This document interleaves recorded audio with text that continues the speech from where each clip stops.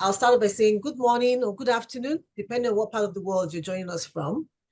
And on behalf of the law firm of Olisa Agbakoba Legal and the Association of Lawyers in International Trade, I warmly welcome everybody who's joined us today for this webinar. Now, going by the rich lineup of speakers that we have, and looking at their admirable collective experience, it promises to be an insightful, informative, and engaging conversation. So it's a privilege to really have all of you here today, and I'm very thankful for that.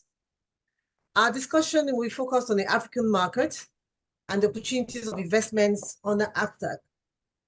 Now, the whole existence of AfCFTA is to create a single continental market for the free movement of goods, services, and investments on a continent with a population of about 1.3 billion people.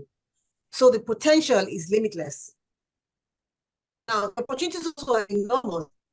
And it is estimated that AfCFTA has the potential to boost intra-African trade by 52.3%, simply by eliminating import duties. And it also has the potential to double this trade if non-tariff barriers are also reduced. Now, how successful have we been in attracting investments or enabling opportunities for investments across Africa since AfCFTA came into force in May 2019, when 24 countries first deposited their instruments of ratification, and when trading under AfCFTA commenced in January 2021? Also, what opportunities exist for potential investors that have not been taken advantage of? Now, I'm not going to try to answer those questions. I'm going to leave that to panelists to sort of give us, their insights into that. But without much further ado, let me introduce our key speaker, our keynote speaker, Professor Kingsley Moghalu, who will be sharing with us his thoughts on that. And may I also sort of introduce him to all of us by sharing his bio with us as well. Now, Professor Kingsley Moghalu is the chairman of the board of directors and advisory board of the Africa Private Sector Summit, which is an African-wide private sector-led organization headquartered in Accra, Ghana, and it promotes the private sector role in intra-African trade and investments within the context of the African Continental Free Trade Agreement and Africa's regional economic communities. As Deputy Governor of the Central Bank of Nigeria from 2009 to 2014, Kingsley supervised extensive reforms that stabilized the banking sector of Africa's largest economy after the global financial crisis.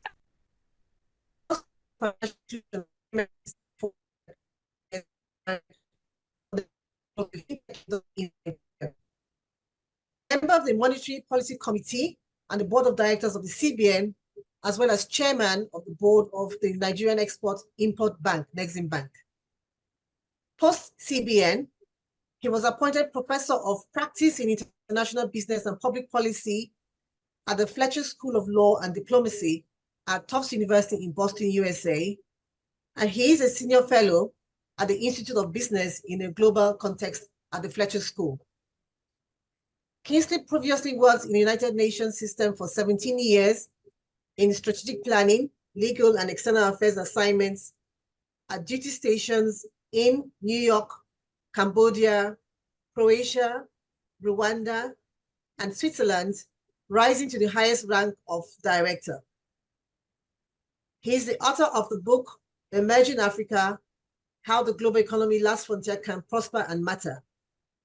Kingsley obtained his Doctor of Philosophy degree at the London School of Economics, his MA at the Fletcher School of Tufts University, and LLB degree from the University of Nigeria, Nsukka. He received executive education at Harvard Business School, Columbia Business School, and Wharton School of Business, University of Pennsylvania. So I present to you Kingsley Moghalu, our keynote speaker. So Kingsley, over to you. Oh, thank you. Thank you very much. Is that over to me or someone else? Yes, please. Over to you now, Kingsley, please. Oh, okay. Very good. Okay. Well, thank you. Thank you, everyone. Thank you, Yvonne. Thank you, Olisa. Thank you, all the other panelists. Take it off now. I'll focus on him. It's a great honor for me to have been asked to speak as a keynote speaker on this subject. And I'll be speaking about how the African Continental Free Trade Agreement can shape Africa's economic future in the larger context that you have set out as the theme of the conference on investment in the AfCFTA context. First of all, I think, we know that international trade is as old as recorded human history and is a major foundation of the wealth of nations. No country can survive without international trade. And it's not a coincidence that the two largest economies in the world, the United States and China, are the two biggest trading nations in the world. The US had total exports and imports in 2022 of 3.2 trillion. Forgive me, of $3.2 trillion. And China had total exports and imports of 2.7. So, trade is therefore an important driver of prosperity and development if done right. Africa was historically a great trading continent with three great trading kingdoms that rose to their peak in the 14th century. And these kingdoms, of course, we know were the Kingdom of Mali, which later swallowed the Kingdom of Ghana, and then the Kingdom of Songhai. Now, they traded in gold, in ivory, and other products. But I think today we can situate Africa in the global trade context within the answers to the two questions. And these two questions are, what do we trade and how do we trade? Now, Africa achieved political independence in the 60s with decolonization, but we never achieved economic freedom. And the reason we never really achieved economic freedom was because our economies have been dominated by extraction and exports of natural commodities. In the 14th century, the great kingdoms of Mali and Songhai and so on were trading primarily in gold. Now, we know the story of Mansa Musa and how he went to pilgrimage in Mecca, and how when he stopped off in Egypt, he was distributing gold all over the place. He was a superstar in the 14th century. Today, 7 centuries later, Africa's #1 trading product is, guess what? Gold. Followed by petroleum. 16 countries trade in gold and about 11 countries trade in petroleum. So over the centuries, not much has changed. And that's not something to be terribly proud of. Now, so we have rested on comparative advantage and allowed the industrialized world and the emerging markets to, take over with competitive advantage. Emerging economies like Malaysia, like Thailand, like Vietnam, continuing, and so we have continued the economic model that was the basis for the colonial experience that we had. So that's, the question of what do we trade? Now, how do we trade? Again, Africa has not, before the African Continental Free Trade Agreement came into force, gotten it right. Most of our global trade, or most of global trade that has created prosperity in the world today, has been regional trade. And so we find that, for example, a full 47% of trade by North American countries takes place inside North America. We find that 61% of Asia's trade is in Asia. 67% of Europe's trade is in Europe. But in Africa, just 15% of our trade is within our continent. That means that most of our trade is with other parts of the world. The only other continent that has a smaller share of intra-regional trade is Oceania, and we know why. It's just basically Australia and New Zealand. So Africa is weakly positioned, in global trade today for several reasons. most important of which is the reliance on primary commodities and natural resources as exports. While we import finished products from industrialized trading partners. Fundamental reason that unlike other parts of the world, Africa has not yet been able to achieve prosperity, through world trade, whereas other parts of the world have gotten rich by trading. So the question of what are we trading and how are we trading has not worked in our favor. And I want us to remember those two things. What are we trading? How are we trading? Now, according to the United Nations Conference on Trade and Development, UNCTAD, commodity dependence is directly linked to lower human well-being, in particular, low human capital. All the 32 lowest countries or countries with the lowest levels of human capital, about 29 of them are countries that depend on commodities as exports. Now, this affects economic performance, low productivity, overvalued exchange rates, exposure to external shocks, and it makes our countries vulnerable to climate change. So having set that background, I now come to the question of the AfTA, the African Continental Free Trade Agreement. But I think that the free trade agreement is, Africa's great and potentially transformative moment and opportunity. There's no question about that AfTA is really a big deal for Africa. And we can see that the speed of the negotiations, the speed of the adoptions, the signing, and the ratifications has been very, very impressive. And so I think it shows that perhaps finally Africa is really ready for business. Now, AfTA is, of course, built on the back of the regional economic communities that have existed in Africa for several decades. Those are the real building blocks on which we have now the African Continental Free Trade Agreement. We have ECOWAS, we have the East African Community, we have SADC in Southern Africa, we have the Arab Maghreb Union, we have the ECAS, the Economic Community of Central African States, and IGAD. We have IGAD as well, the Horn of Africa, and so on. So, the AfTA Treaty has been signed by 54 countries, ratified by 47 countries, making it, as Yvonne reminded us, the world's largest free trade area with 1.3 billion people and a combined GDP of 3.6 trillion. Now, the treaty's purpose is for African countries to eliminate tariffs progressively, tariffs and non-tariff barriers to trade progressively, promoting free trade and increased trade in the continent. It's also to liberalize trade in services. It's also to cooperate on investment, intellectual property rights, and competition policy. And there's a desire to cooperate on trade-related issues, a desire to cooperate on customs issues. In fact, the AfTA Treaty says very clearly that the aspiration eventually is for African countries to become a customs union, which is a somewhat different thing from a free trade zone. In free trade, all the members, give themselves similar privileges of most favored nation status and so on and so forth, but have the freedom to maintain different arrangements with non-members of the free trade group.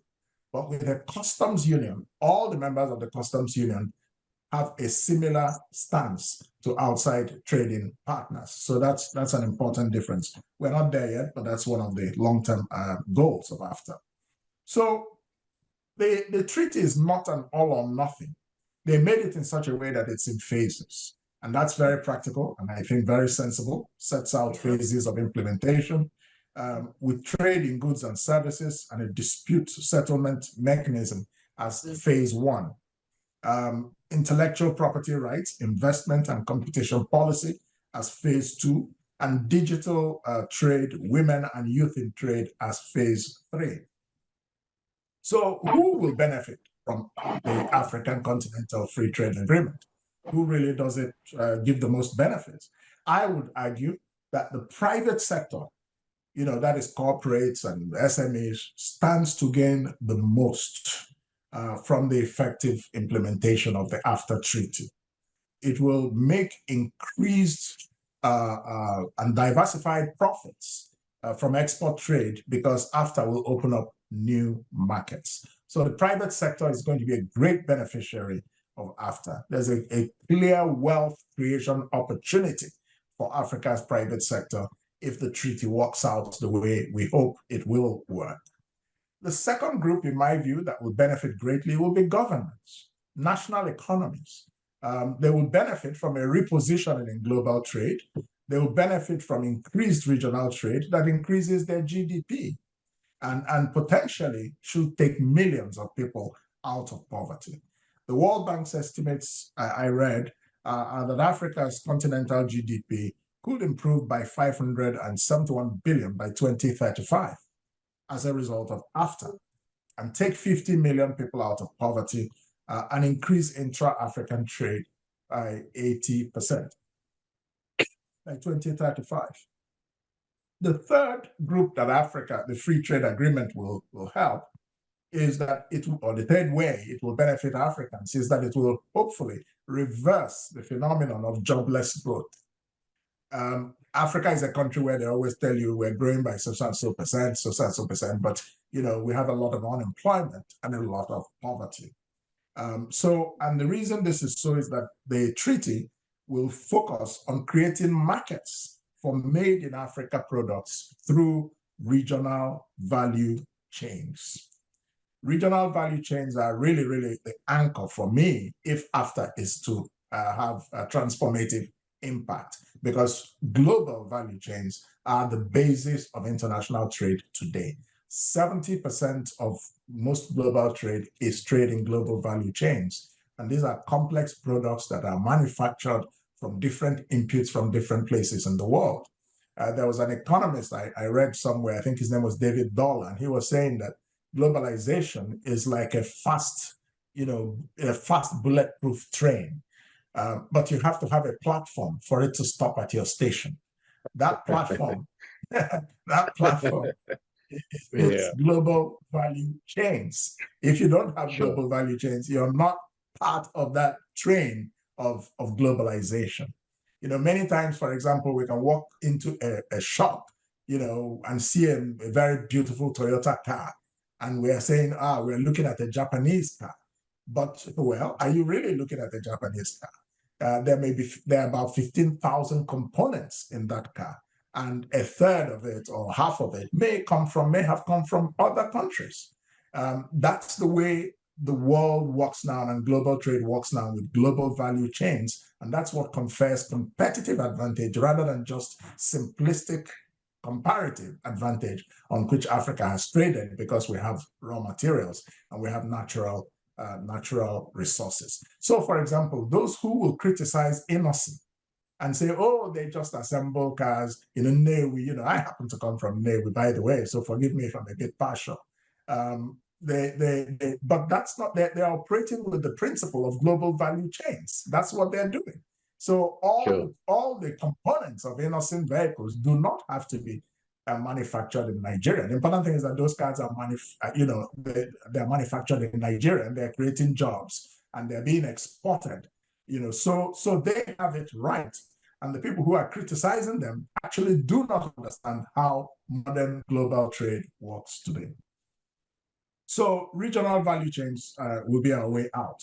Number 4 is that we think that AfTA will benefit women a lot, in particular, if the treaty is applied in practice. And that's because of the dominance of women in agricultural value chains, which really are an important opportunity for us to build upon, whether it's cocoa in the West African region, whether it's tea in East Africa, and so on. Women are very much involved in trading, and they run many of the SMEs that operate in the African continent.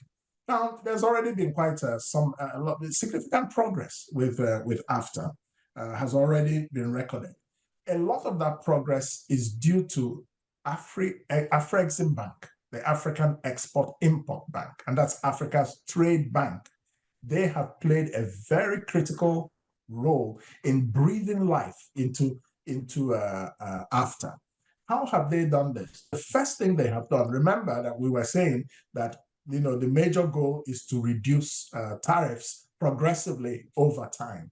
But that means that African countries are losing income that they used to have from tariffs. So AfrEximbank has set up, a tariff adjustment fund that it will use to sort of subsidize this loss of income, that African countries will experience from following the AfCFTA treaty. So that's very, very, very important. They host the fund, and they have funded the fund or the facility, the tariff adjustment facility. So that's really very important. The second thing they've done, which perhaps is even the most important thing, is that they have set up the Pan-African payment systems platform, payment and settlement system, PAPS. And what this does is that it's a mechanism that they've set up such that African countries can trade among themselves. You can use local currency. You don't have to go through third parties. You don't have to use international currencies. And this is what has been a major obstacle to trade in Africa. So AfrExim has really addressed a very important bottleneck. And so that's part of the progress that we have seen so far. The African Union has approved the AfCFTA protocols on investment, intellectual property rights, and competition policy. So now basically they're clearing the path to the implementation of phase 1 and phase 2. So that's very important progress. African countries have pledged to reduce 90% of goods that the tariffs on 90% of goods that they trade upon between themselves over a period of 5 years for less developed countries, and over a period of 10 years for the LDCs, the less developed countries.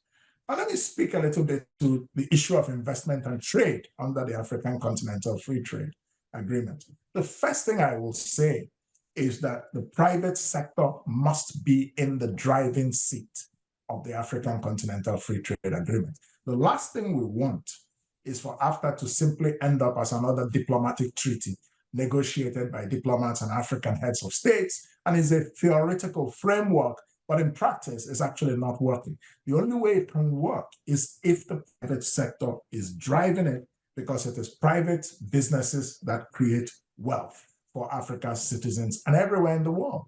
So that's number one, very, very important. Now, for the private sector to actually be able to drive AfCFTA, and by the way, I was at the Intra-Africa Trade Fair in Cairo, in Egypt, in my capacity as chairman of the APSS, the Africa Private Sector Summit. And the APSS held an event, a side event, jointly with the AfCFTA Secretariat in Cairo. And there, Wamkele Mene agreed with us that for AfCFTA to work, the private sector actually must drive it. So it's very good to know that the Secretary General of the African Continental Free Trade Agreement shares the vision that we have at the Africa Private Sector Summit, that really African trade, intra-African trade, should be about private sector entities. So now for that to happen, we have to have an enabling business environment. That's the point.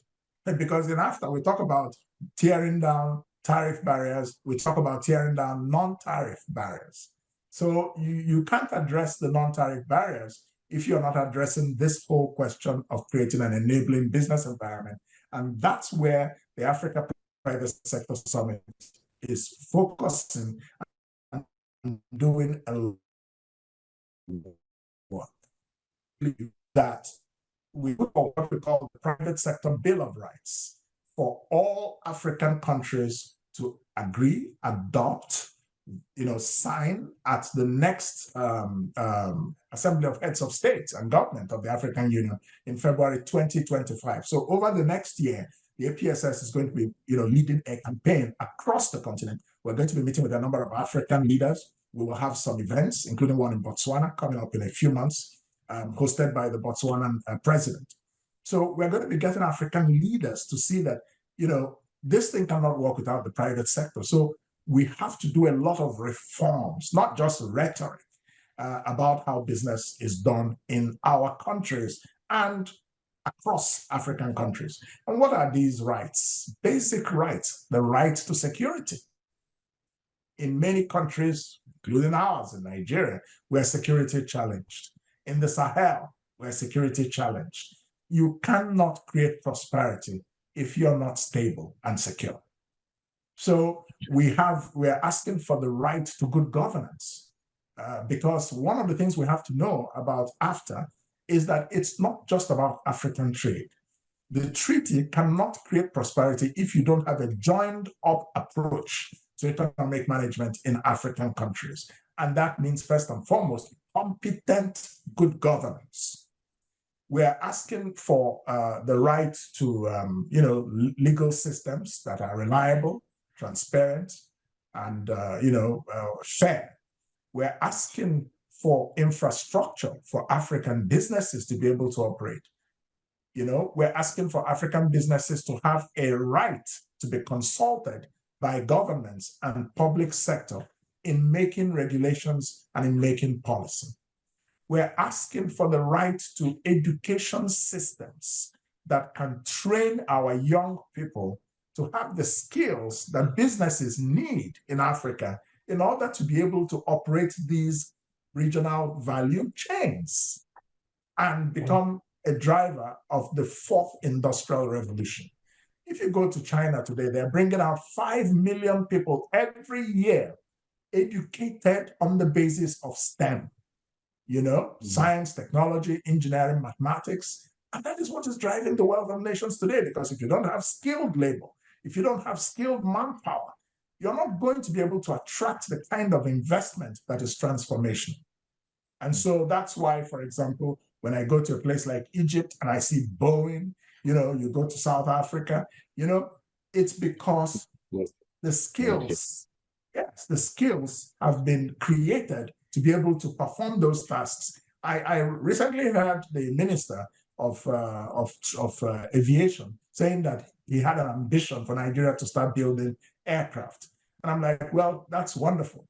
But, I would be quite hesitant to fly a Nigerian-made aircraft at this point, because I have to be sure that the skill set is there to actually build planes that are reliable and not that you fly and one wing will fall off in the air. So the ambition is worthy, but we have to prepare the groundwork, you see. So this calls for political will in African countries for us to be able to pass this private sector Bill of Rights, domesticate it in our countries, and make it the major driver of doing business on the continent. Very, very critical. We're going to be asking, we're working as the Africa Private Sector Summit, we work as part of an ecosystem. And a major partner in that ecosystem, quite apart from organizations like the African Union, AfCFTA, the AfCFTA Secretariat itself, we work with the Pan-African Commerce. That's a very important partner that we have, because that way we are dealing with private sector on the ground across African countries. In the APSS, we have a regional governance system where on the board that I chair, we have members from South Africa, we have East Africa, we have North Africa, we have Central Africa, we have West Africa. So it's quite pan-continental.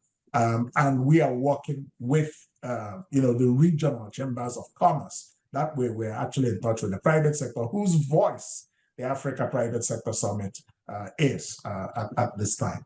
So the other thing is about value chain opportunities.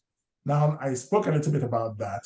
We have different value chains that investors can tap into to begin to trade, but we want trade in Africa to be based mostly on manufacturing. And that's where you have value chains coming in.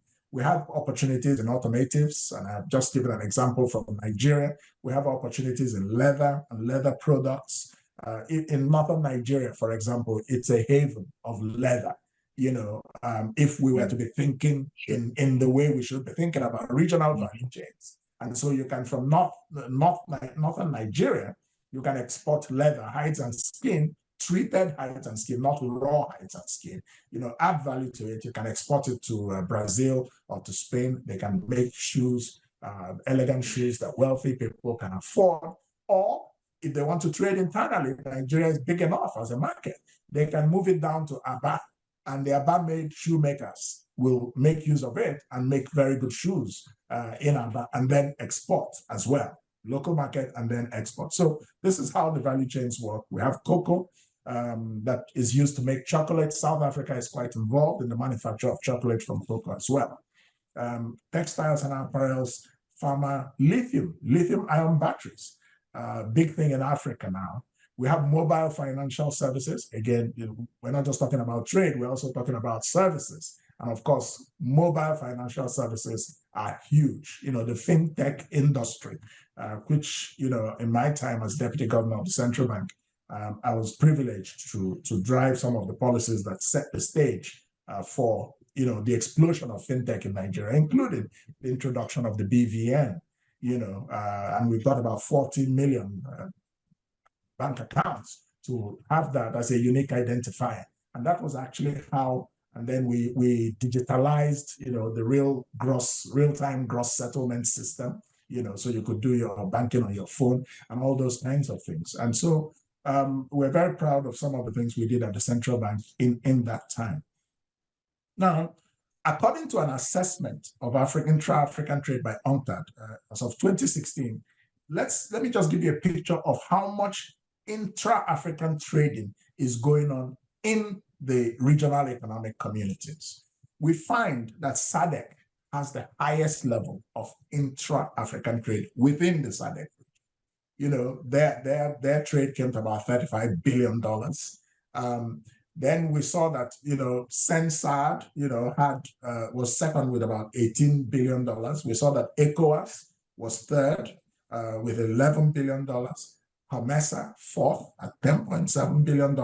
The Arab Maghreb Union at $4.2 billion was fifth. The East African Community was sixth with $3 billion. IGAD, the Intergovernmental Authority for Development, the Horn of Africa, 2.5 billion, and then ECAS was the least with 0.8 billion. So that's just a sense of how, intra-African trade is going.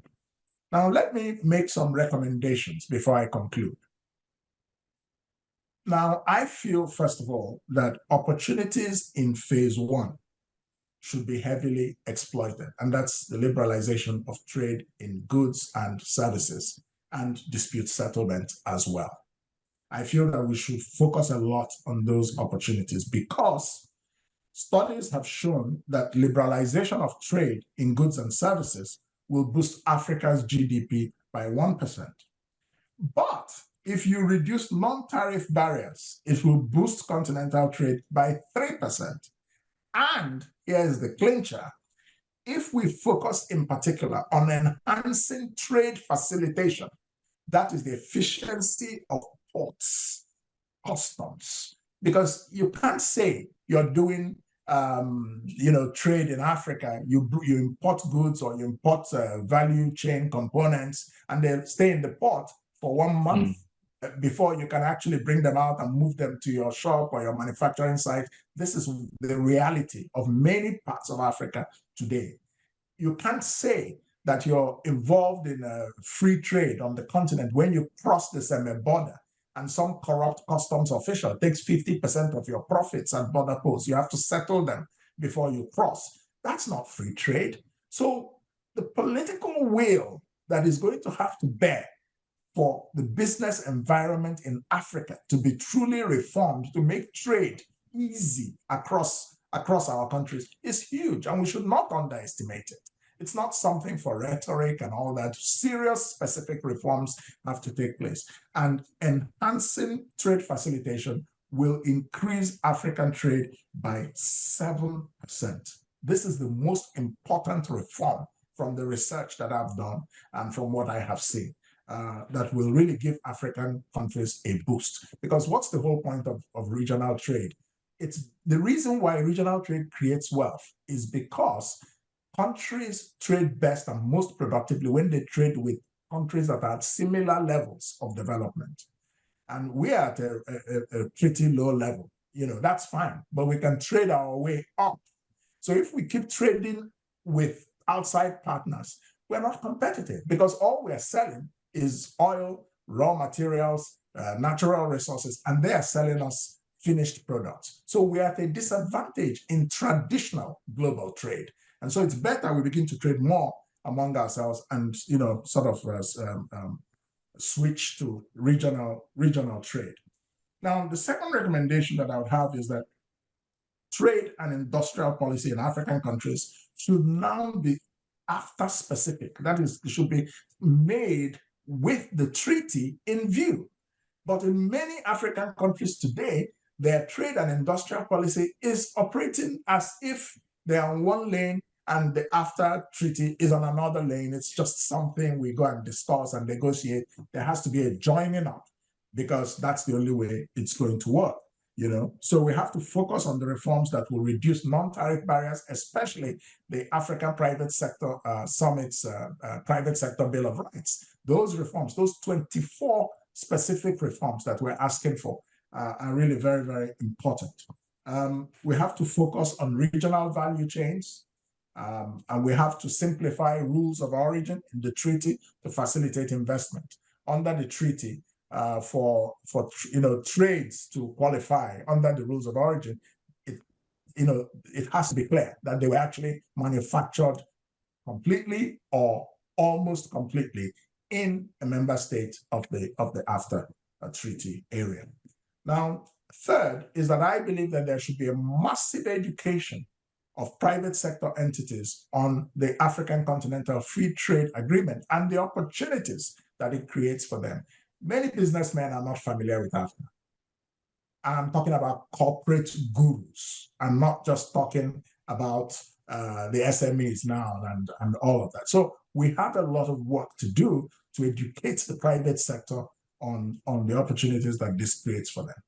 Number 4, I think we should streamline the regulation of services, especially mobile financial services, and even things like regional stock exchanges. We should look at these things in the specific context of the African Continental Free Trade Agreement and say, how can these things boost trade within the continent? 5, I believe that AfCFTA institutions must work very closely with the regional economic communities.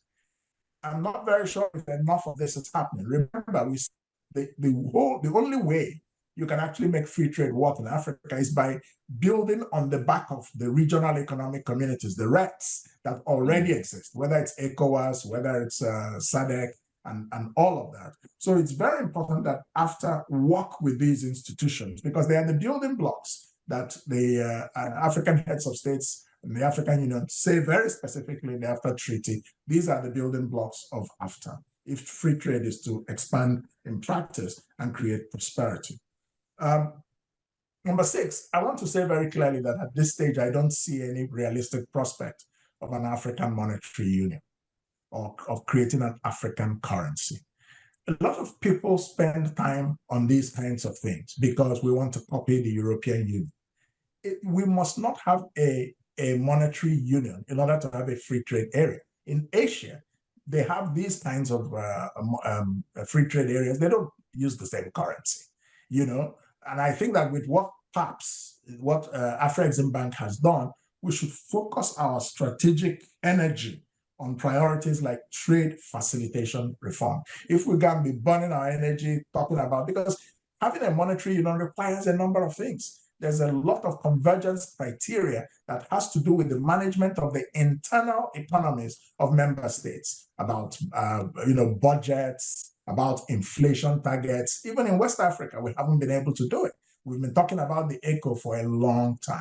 And then we were sabotaged from inside by the Francophone countries, based on external stimulus, which now went and adopted the ECO themselves. So, I would say we should use our energy very, very wisely so that we achieve the most within the shortest time. And that is to focus on, non-tariff barriers, especially this matter of trade facilitation reform. Now, here in the matter of trade facilitation reform, I think we should be working a lot with WTO, the World Trade Organization.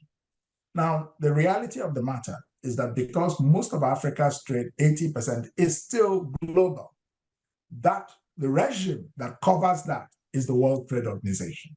So while we are trying to make a shift to regional trade, the World Trade Organization remains very, very important. My view is that in the architecture of the international economic governance, the World Trade Organization is absolutely the most important institutional framework in the world, because that is actually what affects the price of bread. Many people focus a lot on the IMF and the World Bank, but they're not as impactful in our daily lives as the products of treaties or negotiations on world trade. And we have the opportunity that we have our very distinguished sister and national there, Dr. Ngozi Okonjo-Iweala, as the Director General. Now, she's not going to be a dictator at WTO simply because she's African and she'll wave a wand and everything Africa wants happens. But it's an important point of facilitation because WTO is a consensus organization. And we have seen how the Doha rounds and all that were meant to favor developing countries broke down. But they have agreed on some reforms on trade facilitation. And I think that African countries need to strategically engage with the WTO. I don't see a lot of that. Again, because we don't focus a lot on these things. In the WTO dispute mechanism, you don't see African countries filing suits. The trade disputes are always between the developed countries themselves. Meanwhile, we are victims of dumping in international trade, but we're too timid to exercise our rights. So I think we need to engage a lot more with WTO. And I think it's important that we have an African, very distinguished and respected African, who's heading it. And we should take that opportunity to have consultations. You know, for example, there's a special and differentiated provisions that can apply to some of the least developed countries. Are some African countries at least making use of these things, whereby you can have a certain level of import protections for some years, maybe 7 years, you know, while you retool your economy. So these are some of the engagements we should be having with WTO on trade facilitation, on our capacity to utilize trade preferences, on the special and differentiated measures, and on dispute resolution to protect Africa from dumping. Finally, let me say that dispute resolution in the AfTA, the African Continental Free Trade Agreement, should be expanded to private sector participation. Right now, the dispute resolution mechanism is really about states parties. And I think it would have been better if private sector can actually bring disputes, you know, because they are the ones who know where the shoe is pinching them. I heard once about how Dangote's company was trying to bring some products into Ghana and they couldn't. They were, you know, a lot of difficulties were created in their path. Now, this is the company that, you know, is owned by the richest person in the continent. They have concrete cement factories everywhere, in many places in the continent, and they're having difficulties. If people like Dangote do not believe in the African Continental Free Trade Agreement, how do you think the agreement can work? And so many other companies like that, because they're experiencing difficulties on the ground. And the average SME trader goes, like I said, crosses semi-border and is fleeced by corrupt customs officials. So these are some of the things that we need to look at. So let me just conclude by leaving you with, you know, a couple of things ringing in your head. You know, the private sector has to be the driver of AfTA. For that to happen, we have to have an enabling business environment for the private sector. And that's what the APSS, the Africa Private Sector Summit, exists for. And we're driving it to have a private sector Bill of Rights for the African continent. We have to have regional value chains. That's how AfTA, the African Continental Free Trade Area, can actually, you know, create prosperity for African countries. So these are some of the ideas I'd like to say, look, let's focus strategically in order to create a proper trading and investment environment under the African Continental Free Trade Treaty. Thank you for the opportunity to speak to this topic. Thank you very much, Professor Moghalu. That was excellent. So I think I would deserve a round of applause for that. And you're bang on time, like you promised me, exactly 40 minutes. Oh, so good. Another round of applause for that. Yeah. I didn't know you could clap virtually. Yeah, sure. Yes, why not? So That was a superb presentation. Superb. Yeah. Absolutely. So some key takeaways for me is that you said the private sector must be on the driving seat for that to happen, okay? And of course, one of the things that your organization is driving is the private sector Bill of Rights, because that would sort of be the enabling factor for the private sector to really be in the driving seat. And it's interesting that you mentioned people in the private sector do not know about AfCFTA, so opportunity is being left on the table. Yes. So that's really a huge gap that needs to be closed. Yeah. All right. So we'll go into our panel session now, and before I let my panelists speak, I would introduce them. So I'll start ladies first. So I will start with the lady in the house. This is Gwen Mwaba.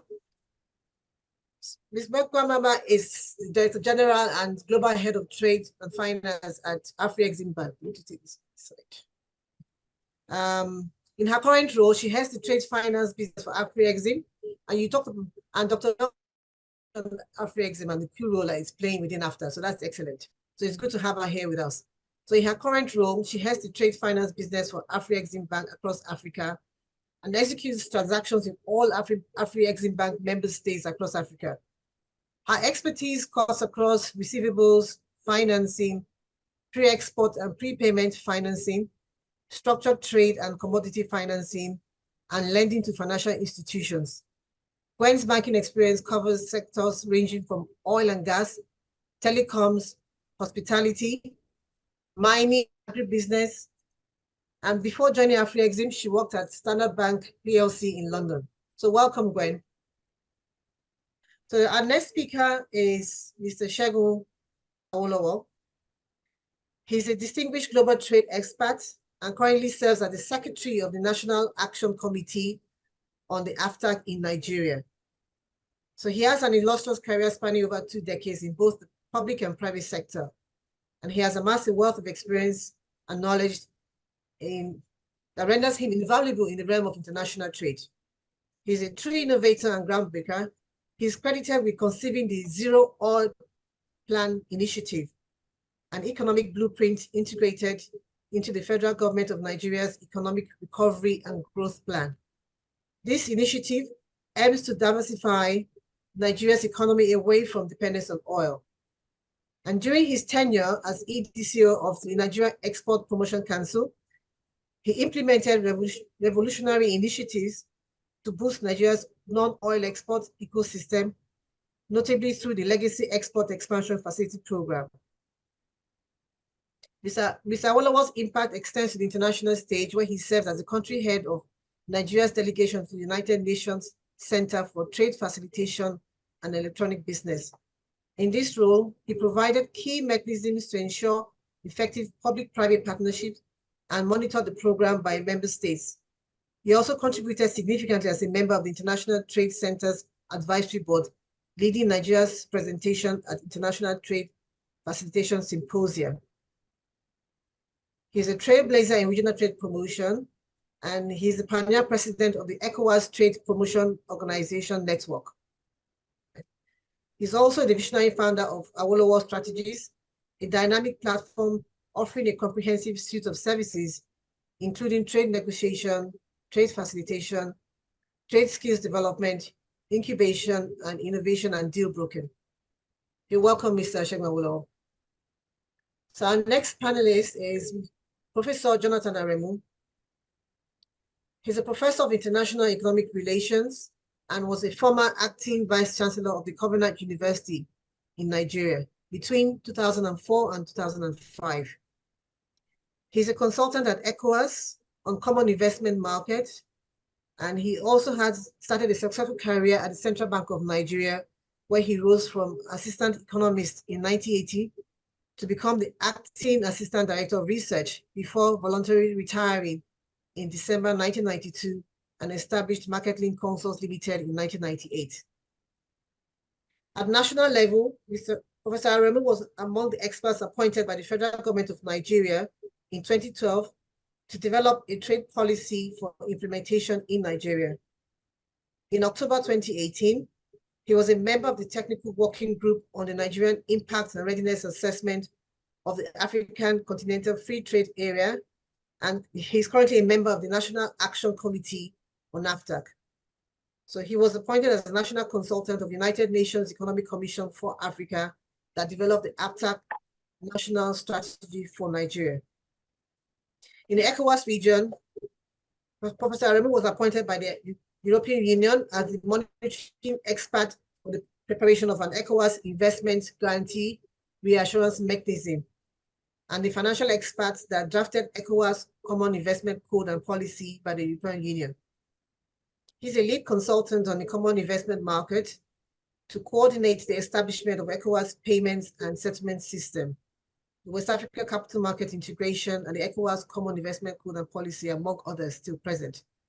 He's also a member of the ECOWAS Tax Harmonization Committee, an expert that conducted the study of ECOWAS trade in services policy review, assisted by nations, and he's equally providing technical assistance to the Federation of West African Chamber of Commerce and Industry. Professor Aremu has an illustrious career, clearly in the continental and international levels in trade facilitation. Our next speaker is Yaswant Ramharai. Yaswant is a trade specialist at the Mauritius Chamber of Commerce, and he's currently serving at the Chamber of Commerce, where he plays a pivotal role in the advocacy team, managing all aspects of international trade affairs for the chambers. He has over 6 years of dedicated experience in the field of international trade. Yaswant has garnered valuable expertise both locally and internationally. Prior to joining the chamber, Yaswant was a consultant at International Economics Consulting and also served as an analyst for the Ministry of Foreign Affairs of Mauritius. He holds an LLM in International Business Law from the prestigious French University in Panthéon, Assas, complemented by a BA in Law and Management from the University of Mauritius, and numerous professional diploma in the field of international trade. For many years, Yaswant was the designated negotiator for Mauritius at COMETSA, where he successfully led negotiations on aspects such as the market access for trade in goods and services and the elimination of non-tariff barriers. He is dedicated to advancing the interests of African nations. His dedication to advancing the interests of African nations is evident in his tenure as part of the African Group Coordinators team at the WTO, particularly in preparation for the 12th WTO Ministerial Conference. Working closely with the African delegations in Geneva, Yaswant defended the interests of African nations within the WTO framework. Yaswant was extensively involved in trade and services at the Ministry of Foreign Affairs. In this capacity, he actively participated in WTO negotiations on services, domestic regulations, e-commerce, and investment facilitation. His contribution was instrumental in the bilateral trade in services negotiations for Mauritius India Comprehensive Economic Partnership Agreement and the Mauritius-China Free Trade Agreement. So throughout his career, he's been a trusted advisor to the public sector, providing valuable support and facilitating business opportunities for both importers and exporters. His commitment to promoting fair trade practices and fostering international collaboration underscores his role in the field of international trade. We also have Dr. Olisa Agbakoba as one of our speakers as well. Now, he's the senior partner at Olisa Agbakoba Legal. He's a senior advocate of Nigeria and a member of the Body of Benches, the legal body of practitioners of the highest distinction in the legal profession.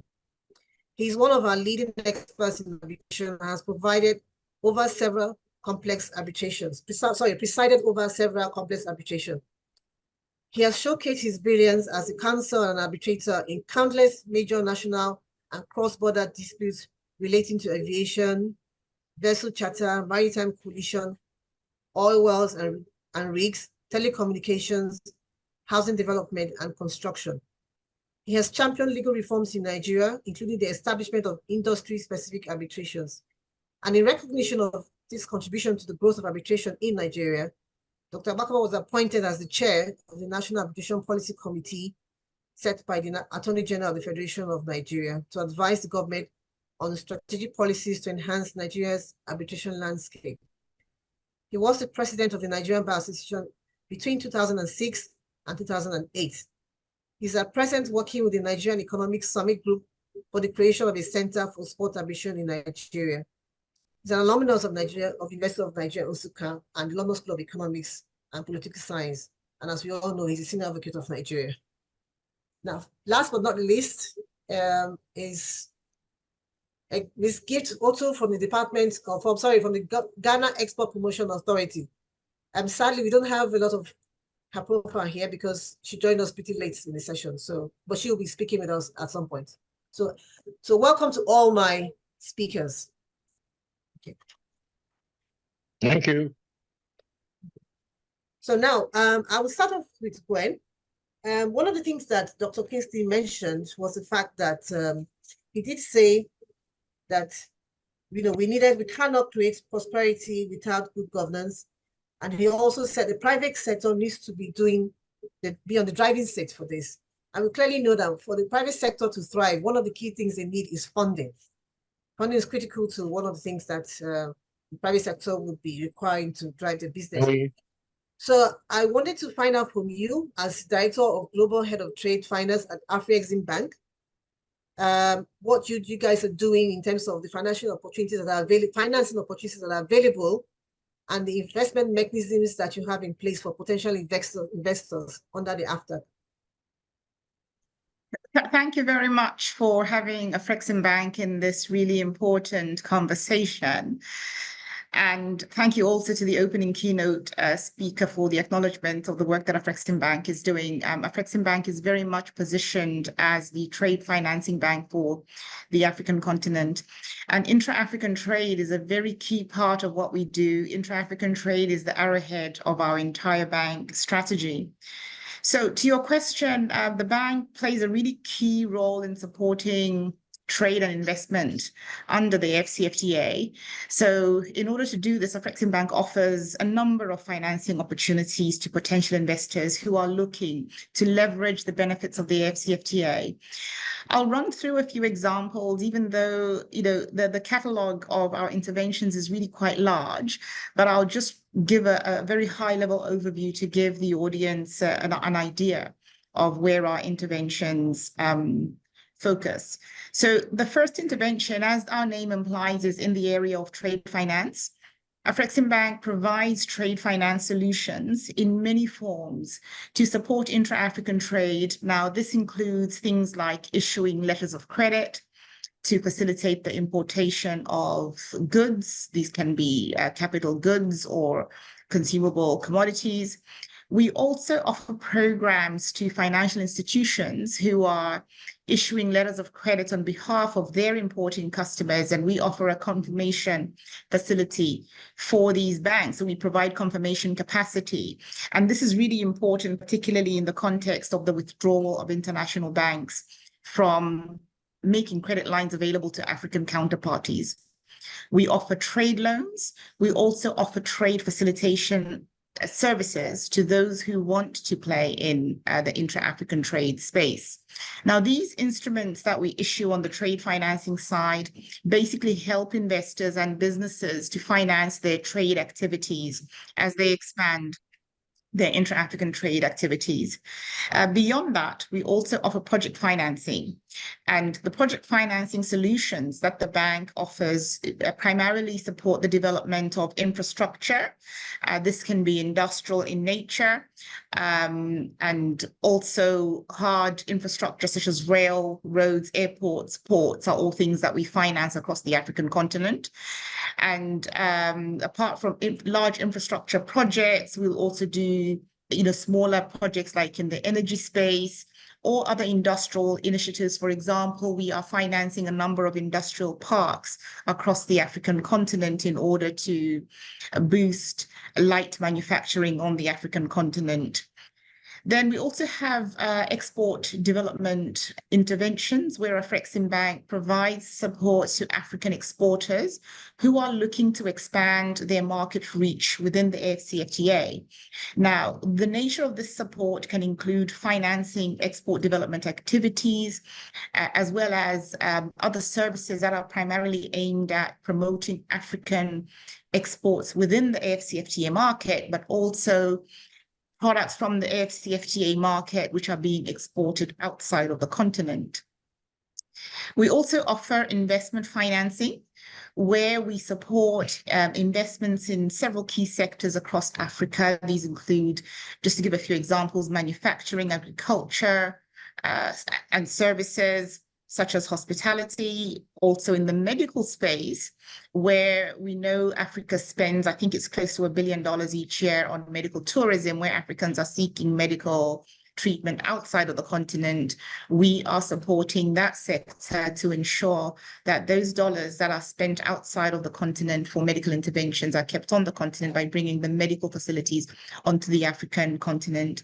Now, our intervention here can be either through debt or through equity. We have a fund for export development, which is a private equity fund that is a subsidiary of AfCFTA. They're headquartered in Rwanda, and they focus on the equity side of our interventions. One of the things that we've also noted as an institution is a lot of investors have really good ideas and projects, but they don't have the initial funding to fund the feasibility studies, which can be quite expensive. So we offer a project preparation facility, which pre-funds these feasibility and market studies. And then once the project is deemed to be bankable, AfCFTA can then provide the project financing for that project, and the cost of that feasibility study that was advanced is rolled into the project financing loan. I've mentioned industrial parks, but we also have a product called an interstate transit guarantee. This is really important because you will all appreciate that one of the biggest bottlenecks on the African continent is our ability to move goods across the continent. So what this interstate transit guarantee does is it enables a transporter that is moving goods from one country, crossing through several other landlocked African countries to get to their destination. The transit guarantee enables them to move these goods seamlessly without having to clear customs at each border control. So the idea is that we can bottleneck border posts, so where trucks are usually stuck for days at a time trying to clear customs and keep goods in bonded warehouse. So you can move goods from Egypt to Cape Town, for example, using this interstate transit guarantee, where the bank basically guarantees that these goods are indeed headed to their final destination. And then finally, just to mention, we also offer advisory services where we help investors and business people to navigate the sometimes quite complex opportunities that are presented by the AfCFTA. So some of the services can include things like conducting market research, providing advisory support for market access, and also helping them to structure some of the financing requirements that they have so that they can present bankable project proposals to their lenders, including AfCFTA. And I suppose as the AfCFTA continues to evolve, AfCFTA will continue to introduce other new and innovative financing solutions that will continue to support trade and investment across Africa. I'll pause there. Thank you. Thank you very much, Gwen. Thank you very much. And I want to say we laud the initiatives of AfCFTA as the Africa Trade Bank, or the Trade Bank for Africa, rather. So thank you very much for some of the things that you've shared and the insight you've given to what AfCFTA does. So I will go to Mr. Yashwant now. I know you work with the Mauritius Chamber of Commerce. I wonder, while reading your citation, one of the things that struck me was your role with negotiations at the WTO. So I would ask you a question, but I also want you to address something specific that Dr. Kingsley-Moghalu have said. So in your experience, first of all, what are the sort of the trade challenges and opportunities that you've noticed in the regional context of AfCFTA? And also, you mentioned that you, as a negotiator for WTO, Dr. Kingsley mentioned that Africa is not strategically engaging WTO. So what is your response to that? Because I know you said you have engaged with the WTO. Thank you, Yvonne.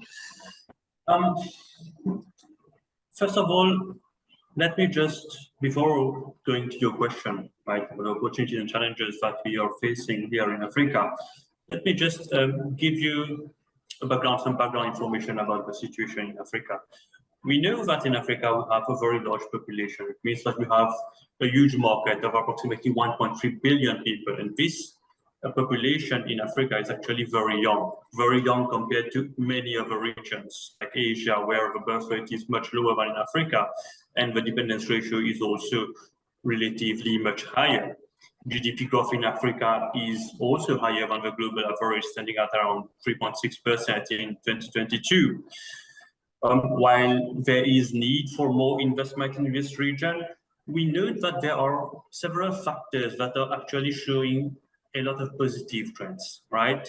Population, the availability of an active and dynamic workforce.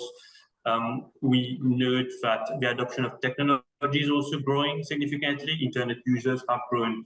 I believe internet connectivity has grown from 9% to around 30% from in the past decade. Connectivity in terms of cables connecting the entire Africa has also grown significantly from some 16 cables, submarine cables, to now around 71 active cables in the region. And not to mention the amount of mobile subscription that we have. So these are all things that give us a global picture of the direction that the continent is taking. Now, how the AfCFTA plugs in this whole equation is that the AfCFTA brings a level playing field. The AfCFTA creates a level playing field among all countries in Africa. Now, we understand that the primary purpose of the agreement itself is to create a freer market, to allow market access among the different African countries. But market access on its own does not necessarily mean that goods are going to be able to move from between borders and among African countries. Already now, we have several regional economic communities on the continent, like the COMESA, the SADC, EAC, and so on, which our keynote speaker actually mentioned. Now, exporters will need to shift their focus to other areas where they are habitually familiar with certain, working with certain partners in the region. Now, the AfCFTA opens the market to a much larger segment, right? What we note is that intra-African trade is relatively low, right? It only represents about 12% of total trade from the continent. And we also note that African countries have a tendency to export a lot of raw materials. I rightly pointed out again during the keynote speech. And there are many countries who are not sufficiently engaged in intra-African trade. The 5 top trading partners in Africa, including South Africa, DR Congo, Nigeria, Egypt, and Cote d'Ivoire, actually account for 50%, 54% actually of total trade on the continent. And we're talking about the continent comprised of some 55 countries, which means that there's a lot of change that we have to foresee coming our way because of the AfCFTA. I have to commend the AfCFTA for coming up with a guided trade initiative that some of you may be familiar with. A few countries, including Mauritius, are part of that, and we actually found out just now that South Africa today started trading under the AfCFTA preference regime and under the guided trade initiative. We encourage countries to join the guided trade initiative as it largely facilitates trade between countries. A lot of the issues already mentioned will be facilitated through the guided trade initiative. Now, it is a process that's going to take a lot of time, right? We need to identify continental priorities. We need to identify continental priorities in order to link that to what kinds of opportunities we can look into, right? Now, as I said earlier, the market is wide. We have a growing size of middle-class market segment. While Africa aims to industrialize and adopt new technologies, we need to understand that industrialization itself needs to take a certain direction, a strategic direction. We need to have coherent, synergized approach, both at regional level and at national level. And that is where the AfCFTA, through its secretariat and various organizations, can help to develop these strategies in order to create a conducive business environment for our businesses, for traders, and so on. As rightly mentioned, trade facilitation is a big issue, right? Trade facilitation, the business environment has to be improved. We need to adopt more reforms, and the private sector has to be actively engaged with government authorities, with institutions in order to improve the overall governance structure. And in addition to that, we need to ensure that we have the right human capital in place. Earlier, I said that we have a growing population in Africa, young working age population. But the thing is that when we have a growing population, we also need to generate jobs to accommodate this growing population. It is estimated that we need to create some 1.5 million jobs per month in order to accommodate the growing population in Africa. And this figure is supposed to grow to 2 million by 2040. So we need to ensure that whatever strategy that we are developing, whether nationally or regionally, is in line with the private sector needs, right? As such, the private sector needs to be very much engaged and involved in policy making at the level of institutions in the government. We should encourage government to take evidence-based and data-driven policies which are backed by the needs and requirements of the private sector. And overall, this is where chambers of commerce and business, like the SADC Business Council, the PACI, Pan-African Chamber of Commerce and Industry, can play a major role in linking these strategies, this approach, and this goal. Now, the AfCFTA essentially creates a level playing field for African countries, not just because of market access, but also because slowly but surely there will be reforms that will happen in various African countries with respect to standards, with custom procedures, with sanitary requirements, and all of the kinds of compliance requirements that businesses have to face. Now, this is going to facilitate trade to some extent. We have to work in a manner that instead of focusing on competitive advantage, we need to look at the comparative advantage as well. Since it is a level playing field, it is harder to work in a mindset of competitive advantage, but rather should focus on comparative advantage. Now, how do we do that? Is to understand that regional value chains play an important role. Now, Africa has access to a massive amount of raw materials, right? And we export a lot of these raw materials without having sufficient value addition, without transforming this raw material into other items. The continent actually has, it is estimated to have around $82 trillion of resource wealth that is going to be exported. We have about 120 billion barrels of oil, 600 million hectares of cultivated arable land. So we need to take advantage of that and help these raw materials reach the right places on the continent in order to contribute to regional value chains.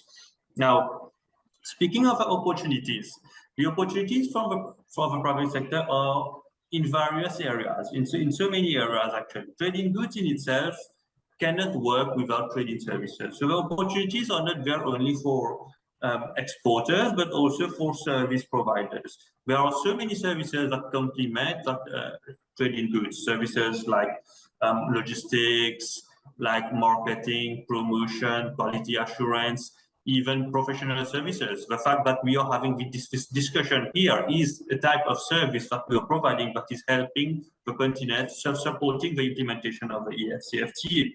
So all of these contribute to the creation of opportunities for business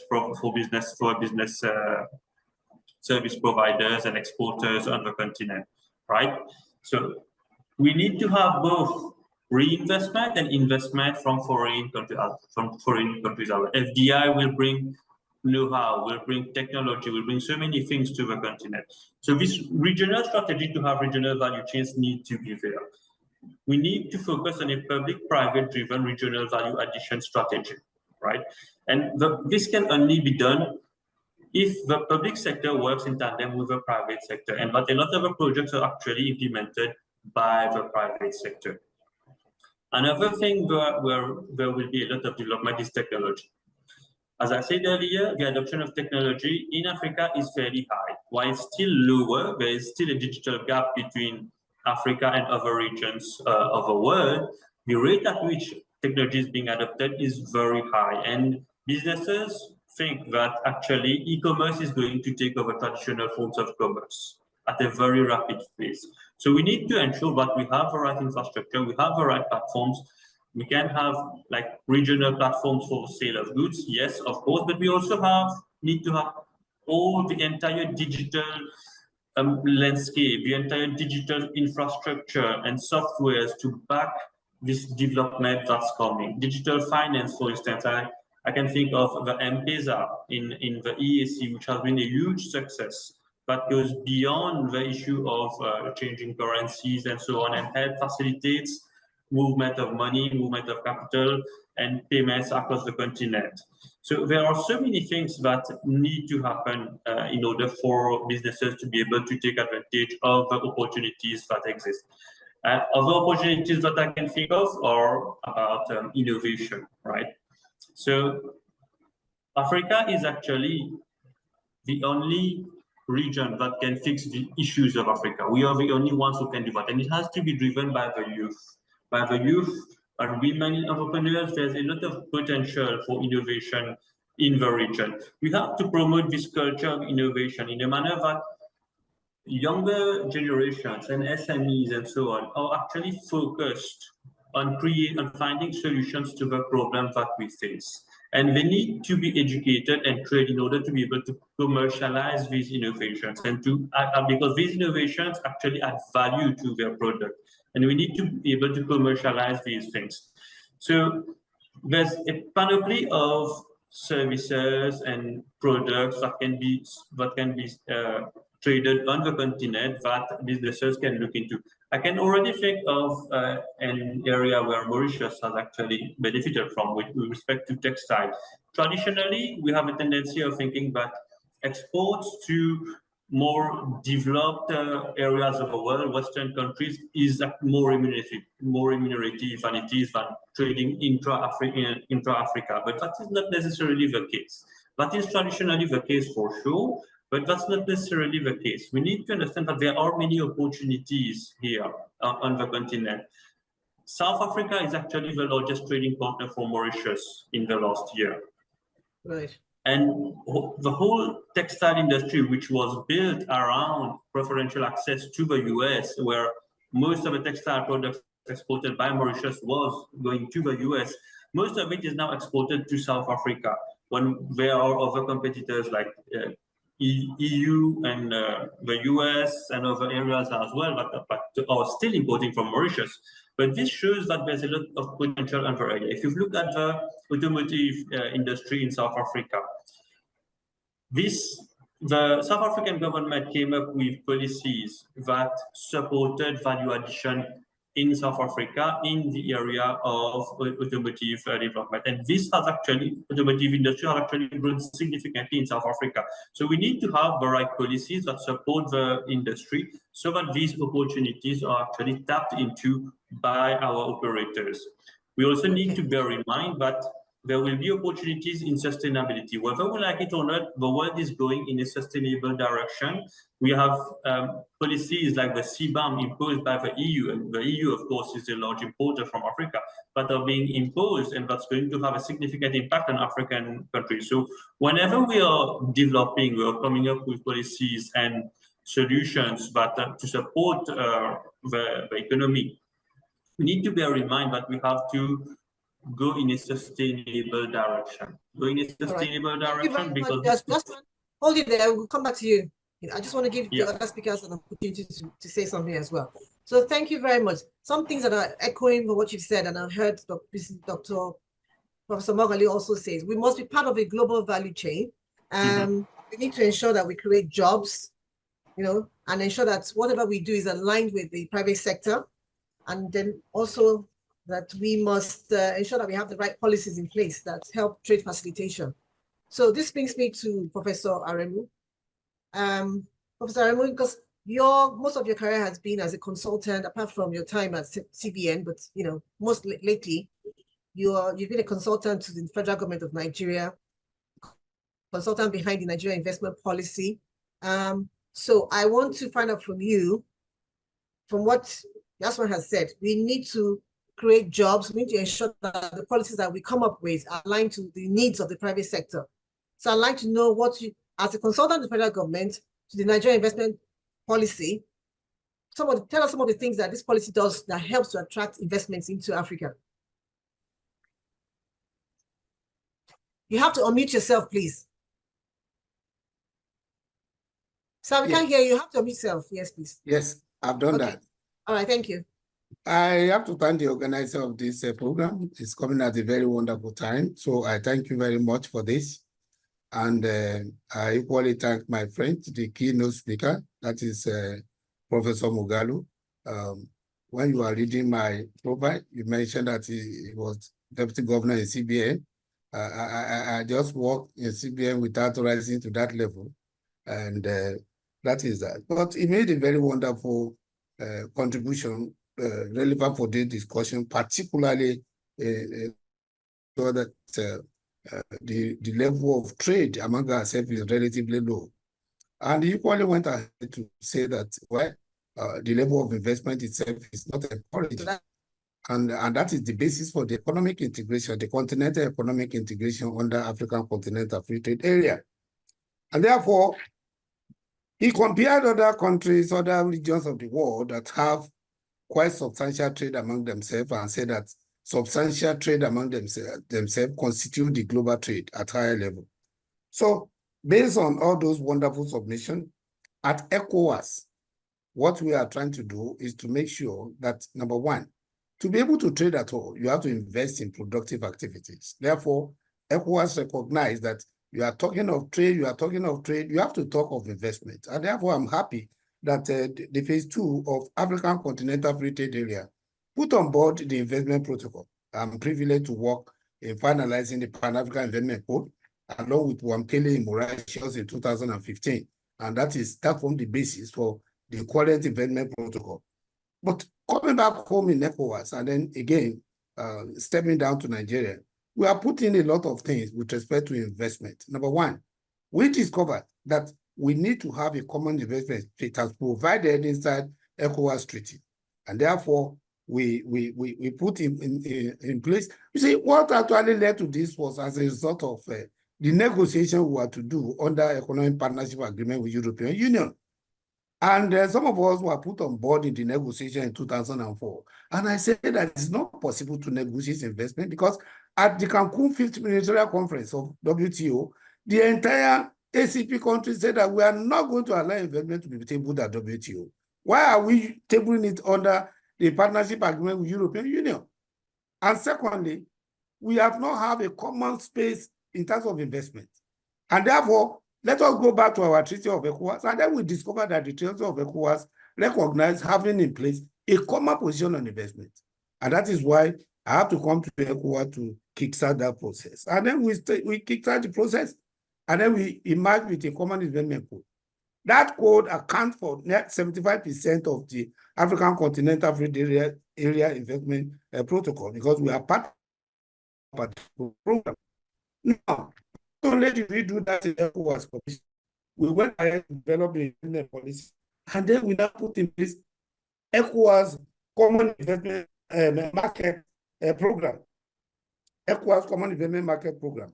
What do we mean by this? You cannot have an investment code, you cannot have an investment policy without having an environment where this investor can actually stay. And what are the environment?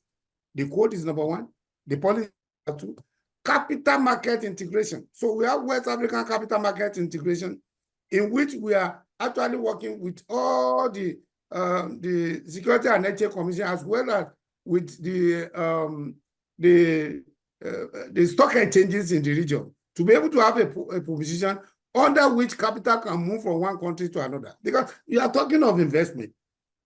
So that why we are doing this is to make sure that the savings in each country will no longer be the determining factor for investment in that country, as capital will not be able to cross border. So we have created an environment where capital can move. As I'm talking to you now, there are 3 phases under that program, and phase 1 is sponsored access, in which we have a broker in Nigeria can actually liaise with a broker in Ghana, and then with that one, the broker in Ghana can actually table the request of broker in Nigeria. That is sponsored access. Phase 2 is qualified broker, in which a qualified broker in Nigeria can actually, after meeting the condition, can equally be a broker in the Ghana Stock Exchange or BRVM that belong to the Francophones. And then phase 3 is a factual capital market dealing, in which you stay in Nigeria, and then you are in the capital market of any of the African ECOWAS countries. So we put in that capital market integration. Another program we put under the environmental investment is the payment system. What actually allows to put in payment system? We discovered that, Professor Moghalu said it clearly. He said that we have to trade in letters of credit, and at each time we are using the letters of credit to trade among ourselves, we have to move through these international currencies and we have to pay something for it, either euro or pound sterling or dollar. These currencies, our own, should be able to trade among ourselves. So 2009, I met Professor Bamba, who was my commissioner in ECOWAS. I said, why don't we have a plan B? Because this convergence, primary and secondary convergence towards eco currency is taking us time. So he now agreed, and then we now put up ECOWAS payment and settlement system since 2010. And we actually co-opted all the various institutions, WAMI, WAMA, UEMA, all our institutions to be able to work along with us. And we are happy that Pan-African Payment and Settlement System came up to be able to recognize that, because you are working with one of our agencies, which is WAMI. So, but right now, our payment system in ECOWAS has reached a very wonderful stage in last year. By July last year, a supplementary act was put in place to make sure that that is the way in which we want to get to our single currency. So, not only that, in ECOWAS Commission, we put up ECOWAS Common Investment Market Council, made up of all the ministers of the 50 member states. And what are they to do? To be able to make sure that there is congruency between the ECOWAS Investment Code and that of African Continental Free Trade Area Investment Protocol. Also, to ensure that member states actually ensure that their individual policies do not depart from the agreed position of the Code of ECOWAS, as well as that of African Union. And lastly, to make sure there is coordination among countries. So these are the things we have put across to do. And let me say this one, that other things that we put across in ECOWAS include the West African Insurance Companies Association, ECOWAS Investment Climate Monitoring, as well as ECOWAS Investment Guarantee Mechanism, of which we are collaborating with African Insurance Trade Agency of Kenya. And right now, about 7 of our member states are members of that African Insurance Agency, to ensure that in case of any problem in terms of investment and trade, they'll be insured. So these are the things we are putting in place at ECOWAS, and we are still working on a lot of them. Back in Nigeria, Nigerian government have put in place an investment policy. Toward the dying times of the last administration, specifically in May, investment policy of the country was adopted. We appreciate the country for allowing some of us to work on that project. And right now, Nigeria is trying to put in place how to ensure that that investment policy does not depart from what we agreed upon at multilateral level, at continental level, and at regional level. And the director of the Ministry of Industry, Trade and Investment, they are working hard that is being done. Let me say this, that in 3 weeks' time, the ECOWAS Common Investment Market Council will be meeting to be able to look at what and what to be done. And that will be, the meeting will be holding in Abuja. And by that time, it's going to be clear the path and the roadmap by which we are going to ensure that all these things are done. So this is what we have been able to do.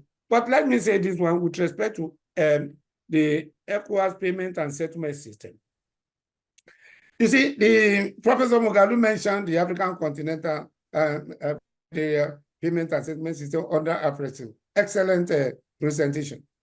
In ECOWAS, with our supplementary act and with the putting in place of the payment system, me, if I'm buying anything in Accra, I will just be debited in Naira, and they will credit the exporter in Ghana with CD. And that will lead to a lot of opportunities. What are these opportunities with a payment system? The first and foremost is we are going to conserve a substantial reserves because we are no longer going to be using our reserve to be able to buy things among ourselves. We shall be using our reserve to ensure that we just use it to buy from all those products that outside which we cannot get among ourselves. Also, it will permit substantial investment among ourselves. I want to invest in Ghana now. My account will just be debited in the stock exchange market of Nigeria, and it's going to be credited in Ghana, in whatever company I wanted to do that, or in Senegal, in BRVM, and then I'm on course. This will lead to substantial increase in employment. And in terms of trade, obviously, this one will facilitate trade, seriously. It's going to affect the most part of the country, of our country, in terms of trade. Let me finally say that ECOWAS is working to ensure that all these processes are in place, but in addition, it's a multimodal, intermodal transportation system that will allow a sort of a contract that will permit the use of all modes of transport under a single contract. So I can move my product from my village to do Okada, from Okada to a bus, from a bus to rail, from a rail to aircraft, until the good get to where is it going. And this will facilitate and move the trade faster. These are the various things that we are doing. And I believe strongly that very soon, by the time we work with African continental area, in all these areas, the region as well as continent, we actually move ahead better. Thank you. Thank you, Mike. Thank you for your presentation. You talked about the fact that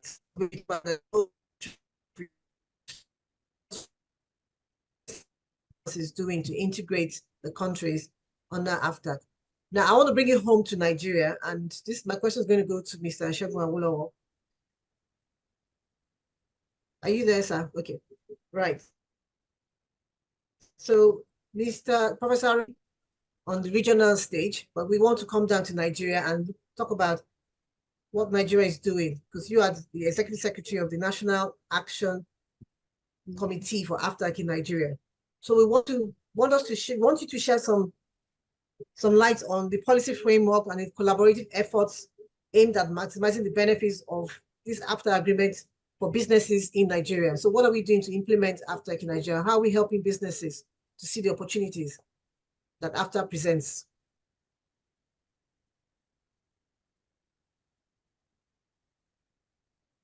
Please unmute yourself, sir. Yes, I have. Thank you very much, Yvonne. First, let me thank the organizers for this, in particular, my learned senior, Mr.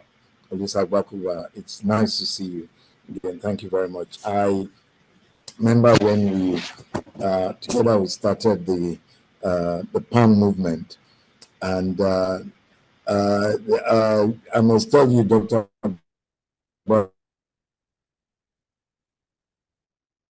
If we have continued with that, I think we'll have this presidential quest. I think we'll have found it easier if we had done that. Let me also salute Professor Kingsley Moghalu. I haven't seen him in a long time.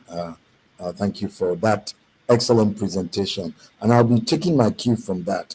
Let me also greet Professor Aremu and my sister Gwen from AfriExim. Really and truly, the basis and the foundation for this. Trade is the only way that, Africa can really get out of this economic and get employment for our numerous citizens. The major countries that you said, basis for the development and everything was always anchored on trade. China in particular, China decided from day one to be the manufacturing capital of the world. They were going to manufacture and export everything under the sun. And that's the only way they made it out and they were able to lift people gradually out of economic depression throughout. So the richest countries are not necessarily the ones with the resources. No, they are the ones that can trade it. And I've always said for Africa, particularly Nigeria, we had to stop relying on oil as our only trading source that we use. Because whenever oil prices fall, whenever there is a depression economy, that is where we always have a problem. And like Dr. Mogalu has said, this is the AfCFTA represents more native activity. I mentioned particularly in look down and look at regional value chains. What do we do with that? And I'm so glad you mentioned Nnewi as an example and Innocent Motors as an example. I have been one of the biggest supporters and promoters of innocent vehicles. I made sure when I was the NEPC, those were the only cars we were buying. And sometimes we had to wait for them to be able to produce. And I said, yes, we'll wait for this to happen. And you also talked about leather, which is another big thing under the zero oil plan I was championing for NEPC then. Because we found out that, you know, most of the leather that was being produced in Nigeria was going abroad. Of course, it was good foreign exchange for Nigeria as well, and as well as the tanneries that were involved. But the Nigerians who were doing the creating the value chain were not benefiting from it. What they were doing, they were buying the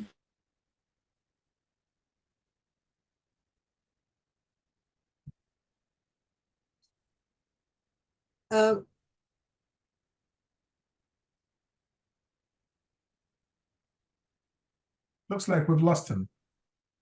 Right, I was wondering if it was my system or his. It's from his side. Okay. Yeah, I think it's from his side. I hope he comes back. Yeah. I will give him a minute. If it's not back, then we'll just move on to another speaker. It's still on, but it's not speaking. It's frozen. Hello? Hello. Is it better? Can you hear me now? We can, yeah, I can hear you now. Yes. Even though your video appears to be frozen, but we can hear you. Okay. Yeah. Okay. So on leather, as Professor Mogalu said, now this is, imagine if innocent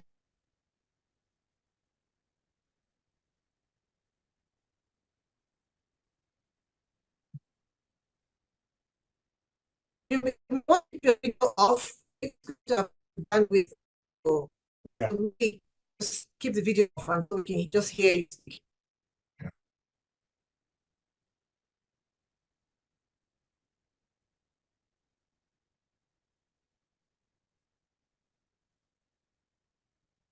Mr. Olo, are you there?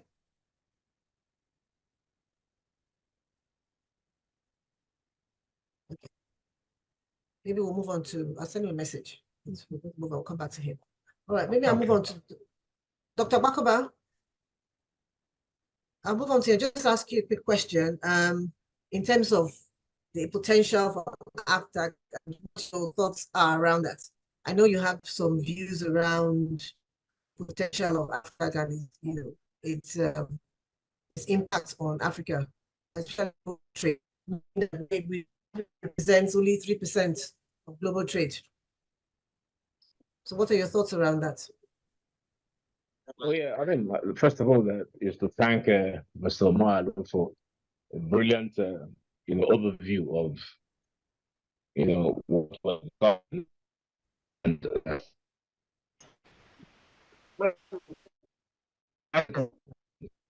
none of this, no one told me go to Ghana without a visa. Okay, no, I can't because I'm in ECOWAS. But how can I get to Botswana if this is to work? And I'm happy that Professor Moalu talked about let this not be another, diplomatic conference. So if I wanted to go to Botswana, I have business. How do I go? I don't have a visa. Do I? Sorry, Mr. Ogola, we'll come back to you after Dr. Agbakoba, please finish his presentation. Is there in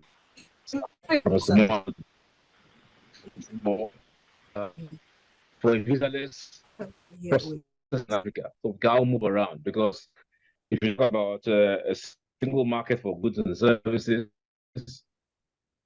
how people are hear from Professor Malo. And Yes. I think the second thing too is that there needs to be, and I'm happy that Professor Malo has got this very important process of involving the private sector.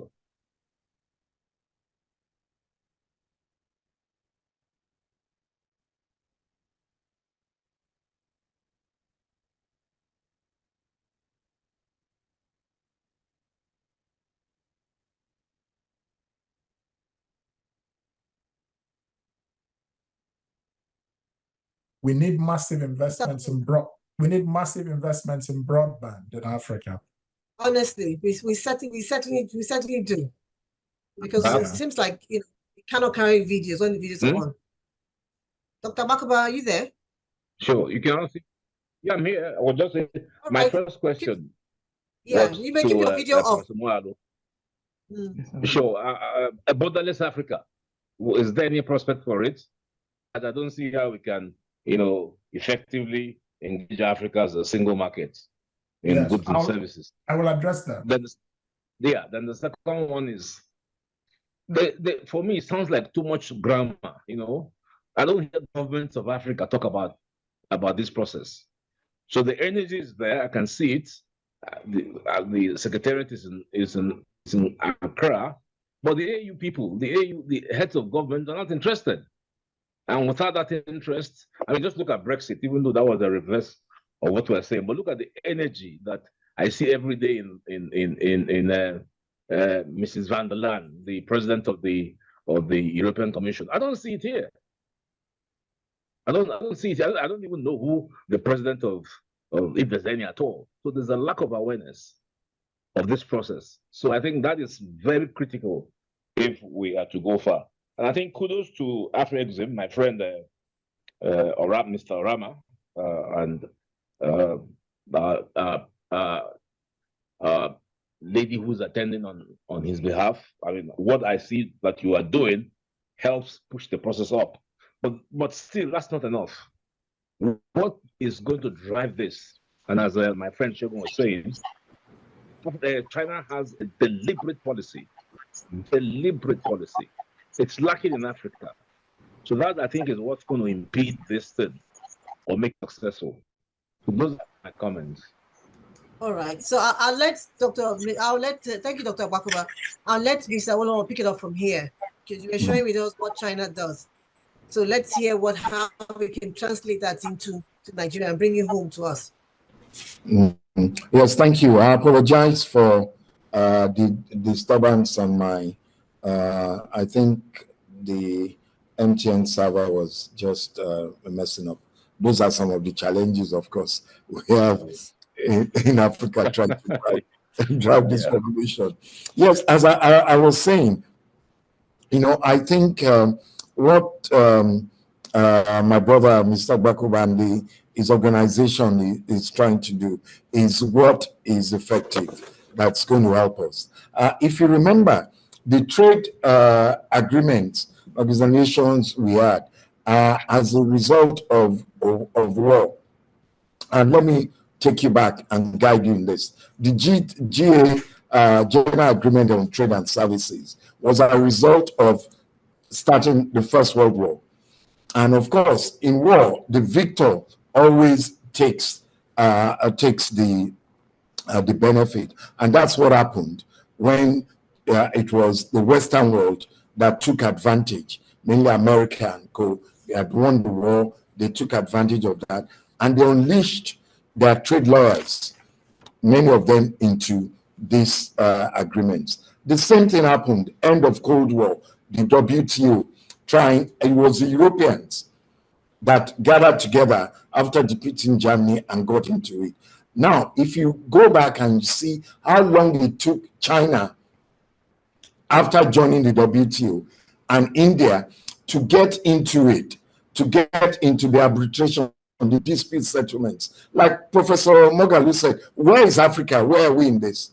Now we have the AfCFTA agreement that has been signed. But where are our lawyers? And that's what I've told the NBA, that this is the time for Nigeria. This is the time to unleash these lawyers, trade lawyers. We need to train them more. We need to educate them more. And we need to drop them into the pool of AfCFTA so we can take advantage of it. That's what we need to do. So I agree with Prof on that regard.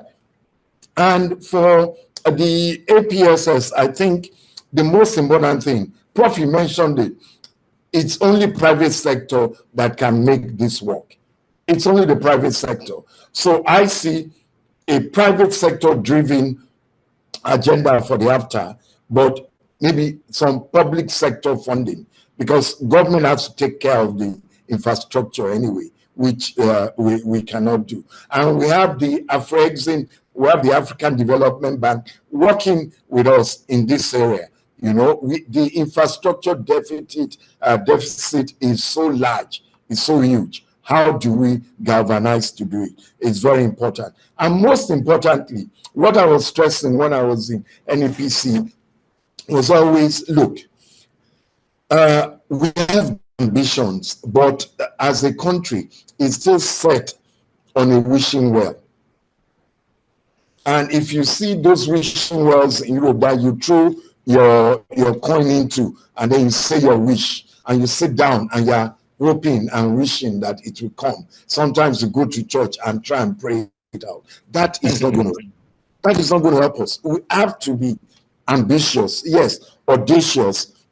We have to be deliberate, and we have to be focused. And I say to all the manufacturers, the Manufacturer Association of Nigeria, the NASIMA, people working with, look, give me products I can export.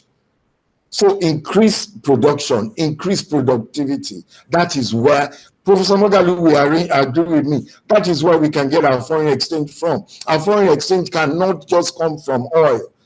We are looking at it from oil. But we have other issues. In NEPC, under the Zero Oil Plan, we put up 22 products that can give Nigeria, then it was $30 billion revenue we could add onto what we were missing from oil when we had the recession. So this is where we are. This is what we must do.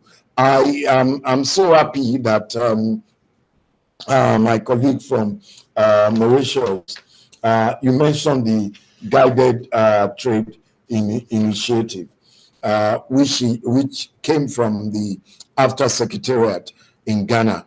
Now, what that is supposed to do is let the countries under the protocols that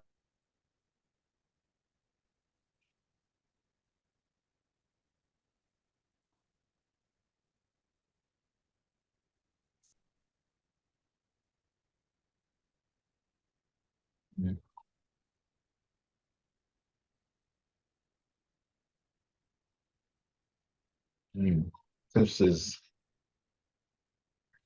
protocols we've established, then the Secretariat, and that's the GTI. Today, as we speak, South Africa has launched their own. They're doing it now. Cape Town, the president is there. They're launching it big on how they trade outside their regional blocks into Africa. It's being done. And you have as we speak as well, you have the Council of Trade Ministers meeting in Durban, looking at ways forward on this. All very good. So the GTI, Nigeria has also joined. What it means is that we're working now. We have concluded rules of origin inspection on Nigerian businesses. We're in the process of issuing the certificate of origin so they can trade under the GTI. Of course, we're looking ECOWAS for this. So to show you how we can trade. I know Prof will agree. We know we have so much on what do we call informal trade.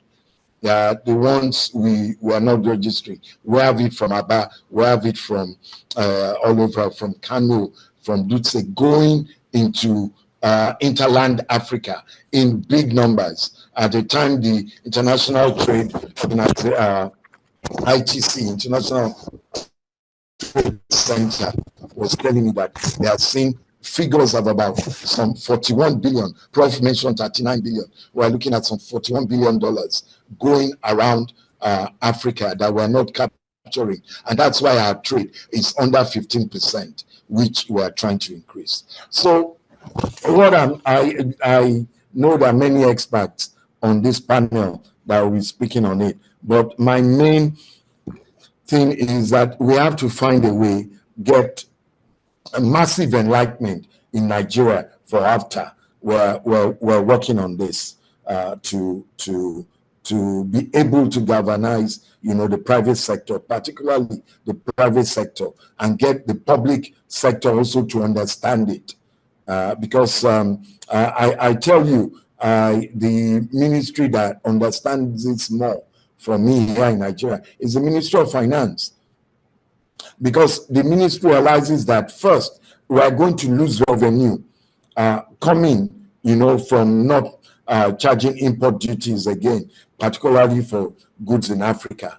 So all that one you see, custom, Apapa custom has made this amount and all that. And I keep telling you, you are not really a revenue generating agency. You are a trade facilitation agency. The more you facilitate trade, the more money comes into the country, the more growth comes in the country, the more employment we can get in the country. So we have to really get together with the APSS, the organized private sector, what Dr. Agbakoba is trying to do.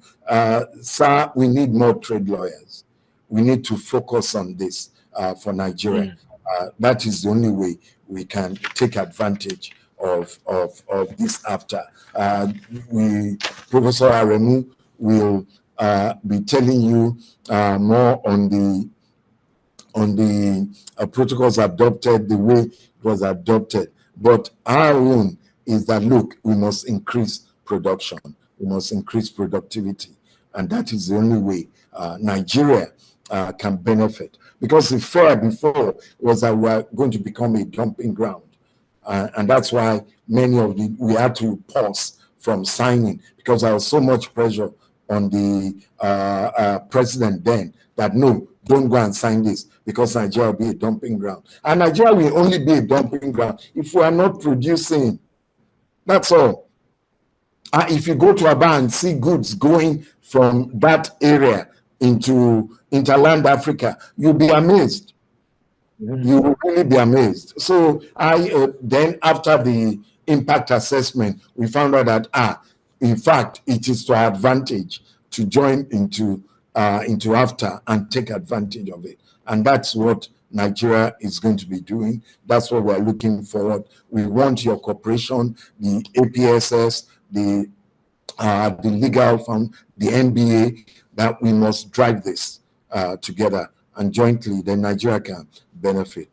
Let me stop there. Let me just thank AfriExim, as mentioned it now, what they're doing on this. We started the Inter-African Trade Fair together.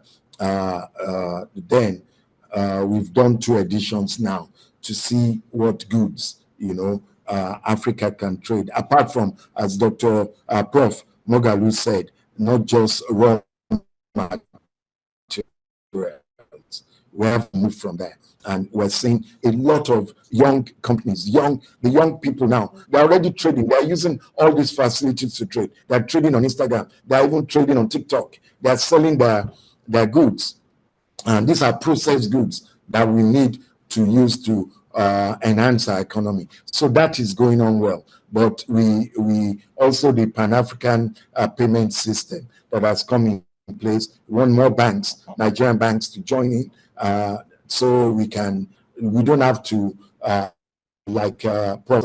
change into dollars anytime we want to send goods abroad. So all those things will really help in transforming Africa, and trade is the only way to do it. I always say that everything Africa needs is in Africa. Thank you very much. Thank you. Thank you very much, Mr. Awolowo. Thank you so much. Thank you. You said quite a number of things, and some sound like music to my ears. We need to create more trade lawyers. We have a practice as international trade, so we're looking to expand that. I'm sure a lot of people will be interested in trade law will be asking us questions, and we tell you how to get into that space as well. So thank you so much for that. Some things that you said that resonated with me. We need to increase productivity so that we do not become a dumping ground. Very important. We need to diversify away from oil into non-oil sectors. And clearly, again, private sector needs to drive this after. But like you mentioned, it has to be public sector funded because we need infrastructure for it to happen. So we try to create, because we're talking about AfCFTA and looking at Africa, we try to ensure that we could get speakers from across the continent. So we do have Ms. Gifty Otto from Ghana, who is the director at the Ghana Export Promotion Board. Gifty, can you hear me? Yes, I can hear you. Good afternoon. Good afternoon. So very quickly, just looking at what the Export Promotion Board does, which is really, your mission is to promote exports and enhance trade relationships across the African continent. So I want to hear from your perspective what you've been doing in that regard and how you're creating those opportunities for inter-trade in Africa and, for potential investors as well. Okay, thank you so very much. Greetings to all the panelists. I'm looking for my email address. And then I'm standing in, just for reference, I'm standing in for the CEO of Ghana Export Promotion Authority, Dr. Efwa Sabi-Asari. Her regards to the team. Okay, so Ghana Export Promotion Authority facilitates and develops, promotes made in Ghana products. That's basically what we do. And in executing our mandate, we do a few things as in product development, especially for agricultural products. We organize market access programs for listed SMEs. We support them in B2B missions, market missions, and then support them in product packaging and others. We also provide services like trade information delivery for most of our SMEs that they work in without any information or limited information. So we offer trade information services as well. And then we have a research department that deals in data, export data on products in Ghana and outside of the country. And we also coordinate national export programs and offer advisory services and advocacy services as well. In pursuing our mandates, we have a wide range of international bodies that we deal with, including Ghana's missions abroad, foreign missions in Ghana, the private sector and government institutions, as well as the exporters themselves and academia. What the discussion this morning has really centered on AfCFTA, and for Ghana's response to AfCFTA is the National Export Development Strategy. It is a private-led strategy that was launched in 2020.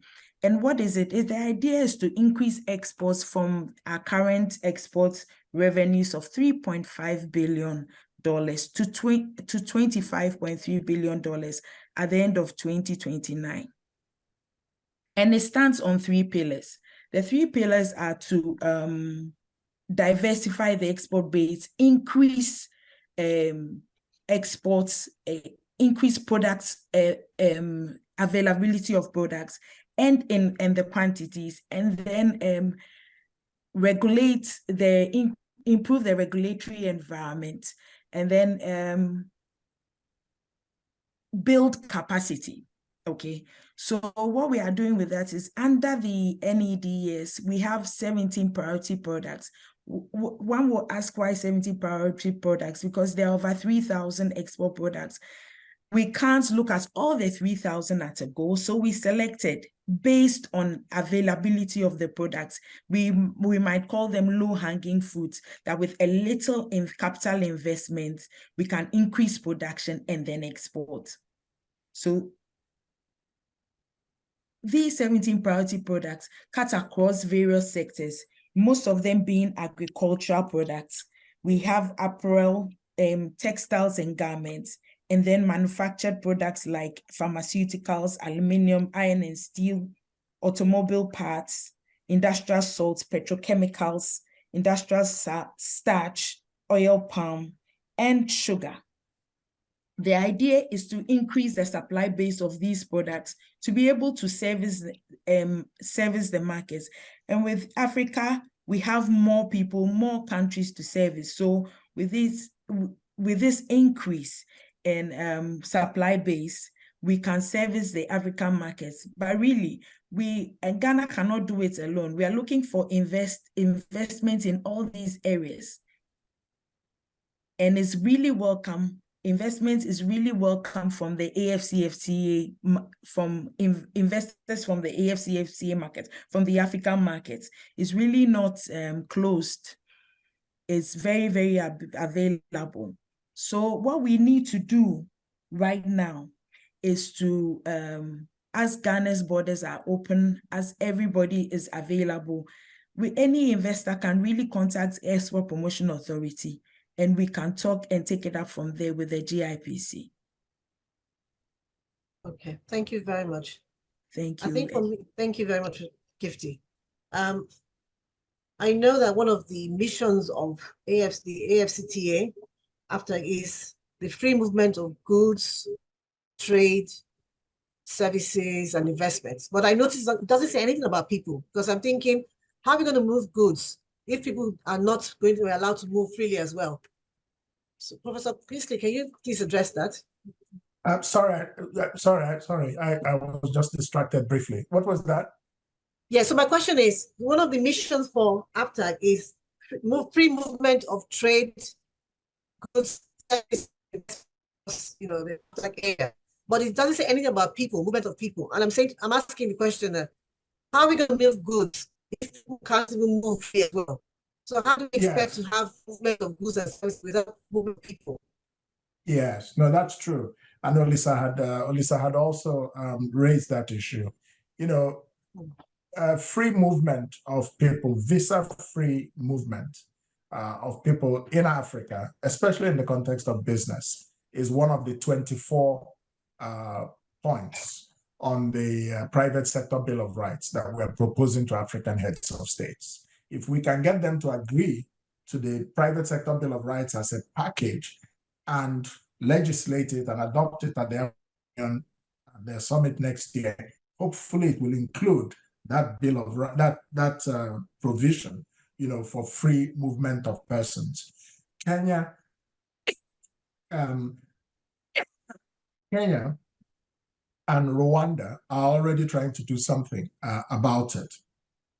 And there are many people who misunderstand the matter of free movement of persons. They think it means just open borders. I said, no. It doesn't mean you will not have border patrols. It doesn't mean you cannot. In Nigeria, our problem is not free movement of persons. It is that maybe 80% of our land borders with various African countries are not manned. They're porous. If you man your borders, you administer it in accordance with your laws, but people who are coming to do business don't have to suffer unnecessarily. So it can be done. What is lacking is political will. What is lacking, as I think it was Shegu that said it, that we get, and that's what the APSS is here to do. And that is what we're going to be doing all of this year, engaging with African leaders to take this matter of the AfTA very seriously and to know that for it to work, they have to, they have to carry the can in terms of policy, in terms of laws, in terms of creating an enabling business environment, including this matter of free movement of people. So that is what we can do about it. Might take a little while, but we are working on it. And we share that view. And it's one of the 24 rights that we are proposing in the private sector Bill of Rights. Yes, free movement of persons in the continent. Good, that's good. Thank you very much. Yeah. Just to quickly say to our audience, I can see some questions coming in. We will take your questions for the discussions. Okay, so right. Now, Gwen, I want to ask you a question, Gwen. Can I just jump on what Prof said about movement of people? Now, if we cannot, the problem with that, as Prof has said, it's not just a free, open kind of field of movement. Let me give you an example. Taiwan, for instance, they can go to China, it's visa free, but the Chinese cannot go to Taiwan. And you look at it, you look at 1.7 or so billion people unleashing on Taiwan, it won't help. But the Taiwan population, about 40 million, then they can go to China. So every country really has to navigate that. And we've tried that one in ECOWAS. Like Prof said, our borders are very porous. But even within ECOWAS itself, we see the problems it creates when, particularly when it's Nigeria, because of the population of Nigeria as opposed to the other countries. So they get very frightened. They get very scared. If we're going to have an open the border kind of visa-less kind of system to going. So that will take time. It doesn't stop you if you want to trade from going in and doing this. This is very funny. I was in Davos, it was last week or 2 weeks ago, and my daughter sent me a message. I was sitting with Kele, the Secretary General of AfTA, and the President of Ghana, Kufuor, we were sitting together talking, and I got a text from my daughter. She was going to South Africa for a wedding, and she didn't get a visa. So I immediately shared it with Wamkele, and he was very embarrassed in South Africa. And he was saying, look, Shegun, if our people cannot even get visas to go for things, what are we talking about? You know, President Akufo-Addo also interjected that this is a problem. So he took it on as a matter of first, and as a matter of that she must get that visa. Now, how many people have access to people like that when you want to do business? You can't even travel, to South Africa. It was easier for her to get a US visa or a Schengen visa than get a visa to South Africa. I mean, how do we do that? So, like you said, like Prof. Moghalu said and Dr. Agbakoba said, this is where the big pressure on political leaders must come to pass.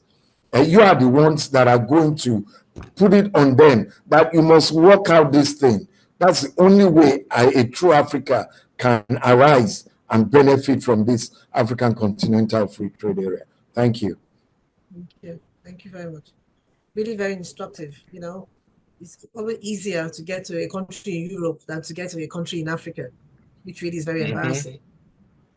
Okay, so I was going to ask you, Gwen, and this is around the single payment settlement system being pioneered by AfCFTA, which in my opinion is a laudable project and commendable.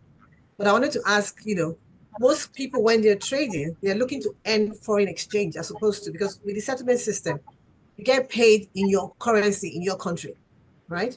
Now, with people looking to earn the most desired foreign exchange, i.e. dollars. So I'm wondering how acceptable is this settlement payment system in trading with other nations? So there's two elements, and I'm glad that you brought up PAPS actually, and also some of the other panelists brought up PAPS because it is a key accelerator for intra-African trade. Now, PAPS is going to solve two problems. The first, which has been alluded to, is the fact that we all don't have to depend on foreign currency, and I'll use the US dollar in this example only for illustration purposes, in order to import goods from a neighboring African country. The consequence of being able to pay for goods in our local currency and the recipient or the seller receiving local currency is that it eases pressure on the foreign currency reserves of the African countries. And you will note what's going on at the moment within Africa. Many of our countries are going back onto IMF program because of dwindling availability of foreign currency, and as a result, because of the high indebtedness of our African sovereigns, the exchange rate stability is in question, huge depreciation, etc. Now, if I want to import goods from a neighboring country, I first have to take my local currency, convert it into foreign currency at one rate today, another rate tomorrow and next week. I can't then trade at a consistent price for my goods. So I become unreliable and I also become uncompetitive. It ends up being cheaper for somebody perhaps to import from outside of the African continent. But the point I'm making is by reducing the pressure on our sovereigns, our foreign currency reserves, we are able to preserve the limited foreign currency that we have to use for those goods that really need to be imported from outside of the continent. For example, raw materials that are going into the productive manufacturing sector, which are not available or cannot be produced on the African continent. That's one thing. But the bigger picture for PAPS also, once it is fully launched, because we are piloting with central banks at the moment, once it is fully launched, PAPS will also underpin an AfCFTA marketplace. So not only are you able to pay for goods, but you're also able to access the AfCFTA marketplace. So think about it like an Amazon, but an Amazon of, made up of goods supplied by many African countries. So anybody sitting anywhere on the continent goes on to this marketplace, they look for what they're looking for, and they don't have to worry about sourcing dollars. They simply click a button, they pay in their local currency, and they receive their goods. That's one of the biggest benefits of PAPS. It's really going to be an accelerator for trade. So we don't want access to foreign currency to become an impediment to trade, because at the moment it is an impediment to trade. If you can't get foreign currency, you can't import goods from your neighbor. But to answer your question around those who are seeking to earn foreign currency, those who are seeking to earn foreign currency, the idea is that that foreign currency then will be earned by those who are exporting outside of the African continent. Because if you're not exporting from the African continent, if you are, exporting to another African country and buying goods from another African country, actually your need for foreign exchange will decrease because you have the ability to pay in local currency. So again, if only those who are exporting outside of the continent are earning the dollars to bring back in, for everybody else, if I'm buying from leather from, if I'm in Rwanda, I'm buying leather from Ethiopia, I don't need to worry about accessing dollars. So therefore it becomes less of a pain point for me because I know that I can pay in my own local currency. Okay. Now, I just want to ask just quickly, is this something that is open to just merchants, to traders? Is it open to an individual? It will be open to everybody. Anybody that wants to trade, that has a bank account, but because it's a payment system, it's underpinned by the central banks of each country. So we're going through a process at the moment of signing up central banks, because remember, the central banks are the clearing houses, so to speak, in each country. And then the commercial banks will also be bolted onto the platform. So anybody that is banking with a commercial bank that is linked onto PAPS will be able to access the system. The idea ultimately is to link all of the financial system of the continent. And just to illustrate the importance of this project by AfCFTA Bank, we have actually set up the Pan-African Payments and Settlement System as an independent subsidiary of Afreximbank so that it can purely focus on the implementation of PAPs without being, swallowed up by the other activities of Afreximbank. Their sole focus is to get these commercial banks and central banks signed up to the system so that people can then start to trade in their own local currencies. And there is some trading going on at the moment under the pilot project that I mentioned. All right, thanks very much. Okay, before we go into our question session, very quickly, I want to come, last question from Yashwant. Remember, Professor Mwakalo had mentioned something around WTO and how he thinks, the African states are timid in engaging or have a timid approach to engaging the WTO. So from your experience, do you agree with that? And what do you think is the best way that we can do this? Thank you for that question, Yvonne. Indeed, the WTO is very important. It's very important for Africa to be able to engage with the rest of the world. And the thing is that at the WTO, African countries are trying to push for their agendas. Now, having worked with the African group, what we notice is that there are a few African countries who are much more active than others, right? A few African countries who are much more active than others in the discussions at the WTO and in sharing and working with the African group. The African group basically represented by its coordinator, which changes every year or so, represents the interests of all African countries. A lot of our interests at the WTO lie in agricultural sector. And there's also a lot of talk in terms of development and e-commerce and so on. Now, the issue there, when it comes to agriculture, to defending our interests with respect to our agricultural sector, is specifically with respect to subsidies. Because there are certain subsidies that we African countries are giving to our farmers that are meant for development, but then at the same time, we have to negotiate with other countries who are giving massive subsidies to all kinds of farmers. So a lot of the debate was about how countries like India, for instance, gives a lot of huge subsidies under the disguise of development.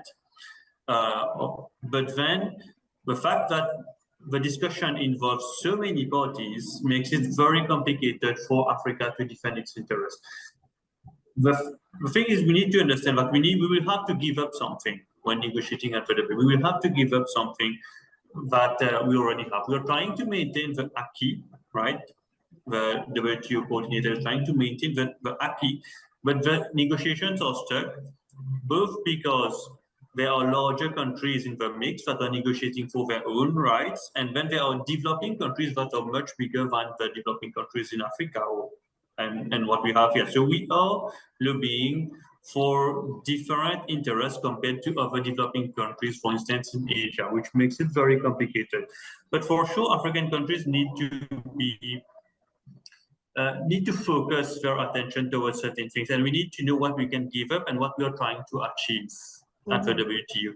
And so far, a lot of the discussions were interlinked. So it's either everything is agreed or nothing is agreed. So this somehow plays against us, right? Because when we want to achieve something in one area, we are unable to achieve anything because nothing is agreed in another area. So it's important that we start delinking things, in my opinion. We have to start delinking. Yes, agriculture is very important, but let's not forget that during this entire talk, we were discussing about industrialization. Industrialization is not only about agriculture, it's also non-agricultural goods. So we have to shift our focus towards other things as well. We have to diversify and see how we can delink things in order to achieve what's best for Africa. So yes, it's a very complicated debate at the WTO, a lot of geopolitics involved. But I think we need to strategize. The EU and the AfCFTA can play an important role in that. Because if the AfCFTA and the EU can gather the position of Africa and work towards a single goal and strategize the approach of Africa at the WTO through the coordinator, then I think for sure we can achieve a lot of things at the WTO, which is going to bring the most out of AfCFTA and Africa trading with the rest of the world as well. Okay. Thank you very much. So we need to remain united as a strong force and speak with one voice for the benefit of Africa as a whole, and not just, think only about our regions. Okay. Yeah. All right. All right. So we need to take some questions now. I'll go into the question corner manned by Udena. Udena, can you please just read out the first question to me there? And if it's directed at anybody in particular. Thank you, Yvonne. Yeah. Can you hear me? All the panel can hear me. Yeah, go ahead. We have go ahead. Yeah, we have quite a few questions. Okay. Yeah, we have quite a few questions. The first question is from Millicent Walker. Yeah. And she asked, how do you envision the relationship between AfTA and the 3 countries in West Africa that have withdrawn from ECOWAS? Additionally, does AfTA include provision for imposing sanctions on member countries? Oh, hold on. So the second question, still from Millicent. Okay. There are 2 questions there.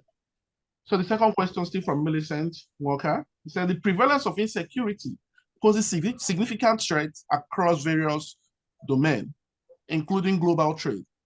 Do you perceive this as a substantial challenge to the prosperity and expansion of African continental free trade area? Right. Okay. I think. So this. Right. Let's take that first question. Okay. I think I'll probably direct the first part of the question to Professor Morgalu. So I think questions around, 2 countries have just moved themselves from opted out of the economic bloc. And I think the question is, sorry? ECOWAS. Yes, that's an economic bloc. So the question is, are we going to impose any sanctions for countries who behave in that manner? Is AfTA, because maybe the next thing would be to expel themselves from AfTA or something else. So any kind of sanctions would be imposed on them for that? Well, my understanding of the international law of the matter is that while countries like while groups like the African Union or the ECOWAS may have provisions relating to democracy, democratization, the AfTA itself, even though it's created by the African Union, but it is a standalone entity in itself. It has its treaty, it has its secretariat. Of course, they work closely with the African Union. And I don't see anywhere in the AfTA treaty that deals with issues of politics in terms of, democracy and all of that. So I do not anticipate, to cut a long story short, that those 3 countries will be removed from the AfTA framework simply because they are not democratic. Yeah, I don't think that is legally the position. Okay. And I think you had addressed things around. Sorry, Mr. Did you want to say something? Yes, just to add to what Prof had said. Yeah. There are protocols, really, even from the ECOWAS protocol, and I think Professor Aremu will join in on this. The ECOWAS protocol is very clear on this, on withdrawing. If it's not a suspension or an expulsion, there are protocols to withdraw from this. I think the whole process, it starts a year's notice, etc., etc. The same with the African continental free trade area, because it's not like we take you prisoners when you join, and you can decide, or you follow the laid down rules and the protocols. If you know what happened with Brexit, they're still trying to break away. It doesn't happen overnight like that. So even just by announcing it, the leaders of those 3 countries, I think it was just an announcement. They know there is a long protocol list they must follow to be able to break up. And like Prof said, AfTA is not predicated on that. Right from. Okay. All right.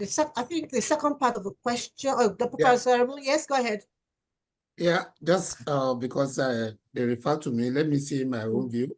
And the view is that number one,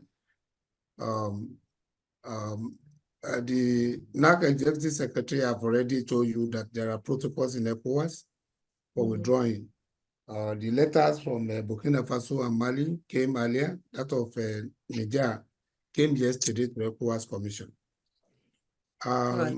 So to give 1 year. But again, under African Continental Free Trade Area, you can access it through REX.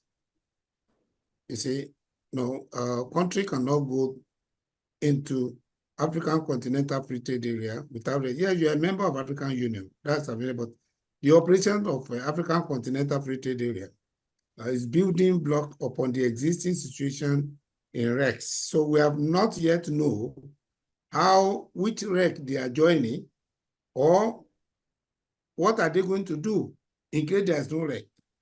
So I think that is why the position of African Union with respect to their withdrawal is not a good thing. And I believe that maybe there can still be some diplomatic move to resolve this crisis. Yes, it is not yet clear. So why I agree with Professor Mugalu that that's a political decision, but there's a procedure in the African Continental how to break through REX. Thank you.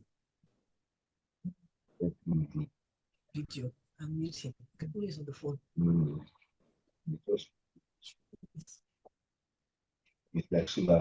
Have we lost you there?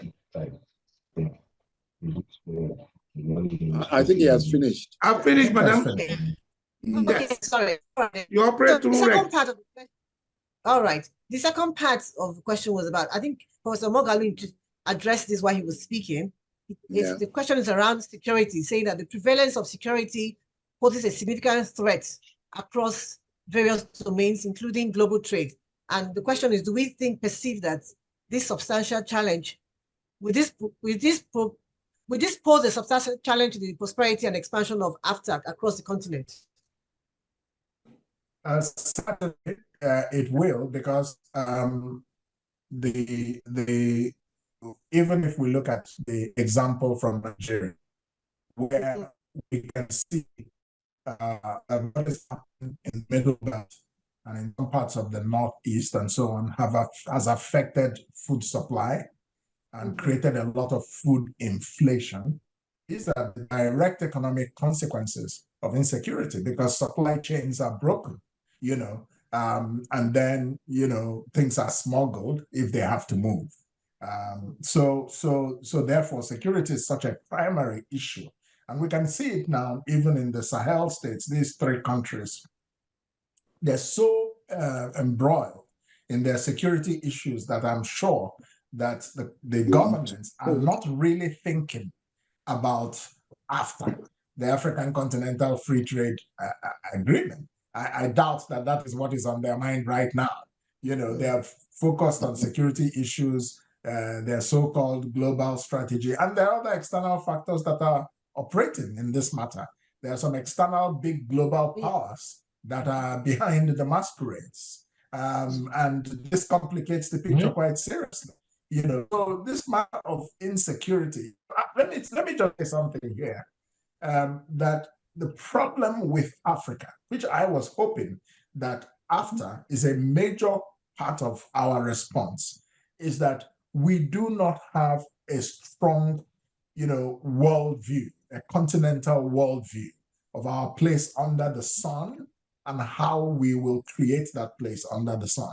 And so AfCFTA is, for me, the first major response to this gap in African thinking about the world and its place in the world.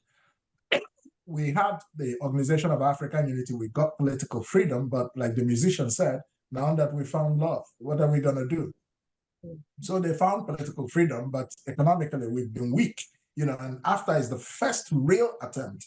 And I'm very keen that we should actually make it work. Let it not be another exercise in rhetoric and all that. And that's why I always appreciate AfCFTA, because it is one of the most impactful institutions on our continent, run by Africans. And I'm really, really very proud of AfCFTA, you know, because it is an example of an African worldview that we can do and we can succeed on our own terms, you know. So therefore, this matter of security, our leaders have not yet come to appreciate the importance of creating prosperity and defeating poverty.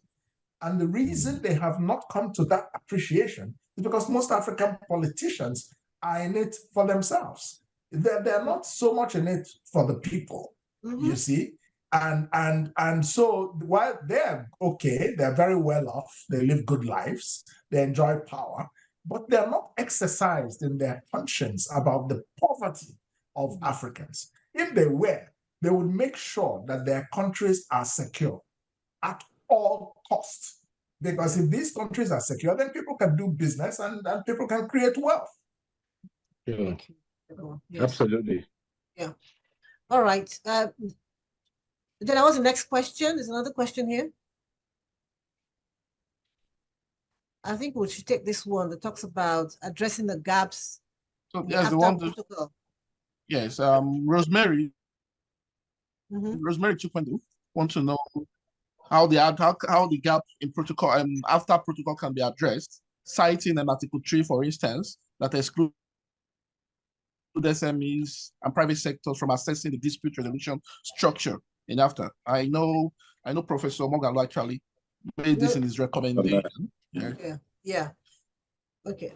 So maybe he has something to say about it. Let me ask if somebody else has anything to add to that. Professor Aremu, do you have anything to add to that, knowing that you're on the committee for the National Action Implementation? What my sister, I think I work with the Secretary General of the National Action Committee. With respect to the issue of dispute settlement, and Dr. Agbakoba was there. I think I was invited to address this issue 2001 in their conference at Eco Holiday in that time. The TA has not been totally resolved because they are still forming committee. I'm not aware whether the committee being formed and finalized. You see, there are quite a lot of opportunities from the other economic integration in which decided cases with respect to economic integration were actually settled.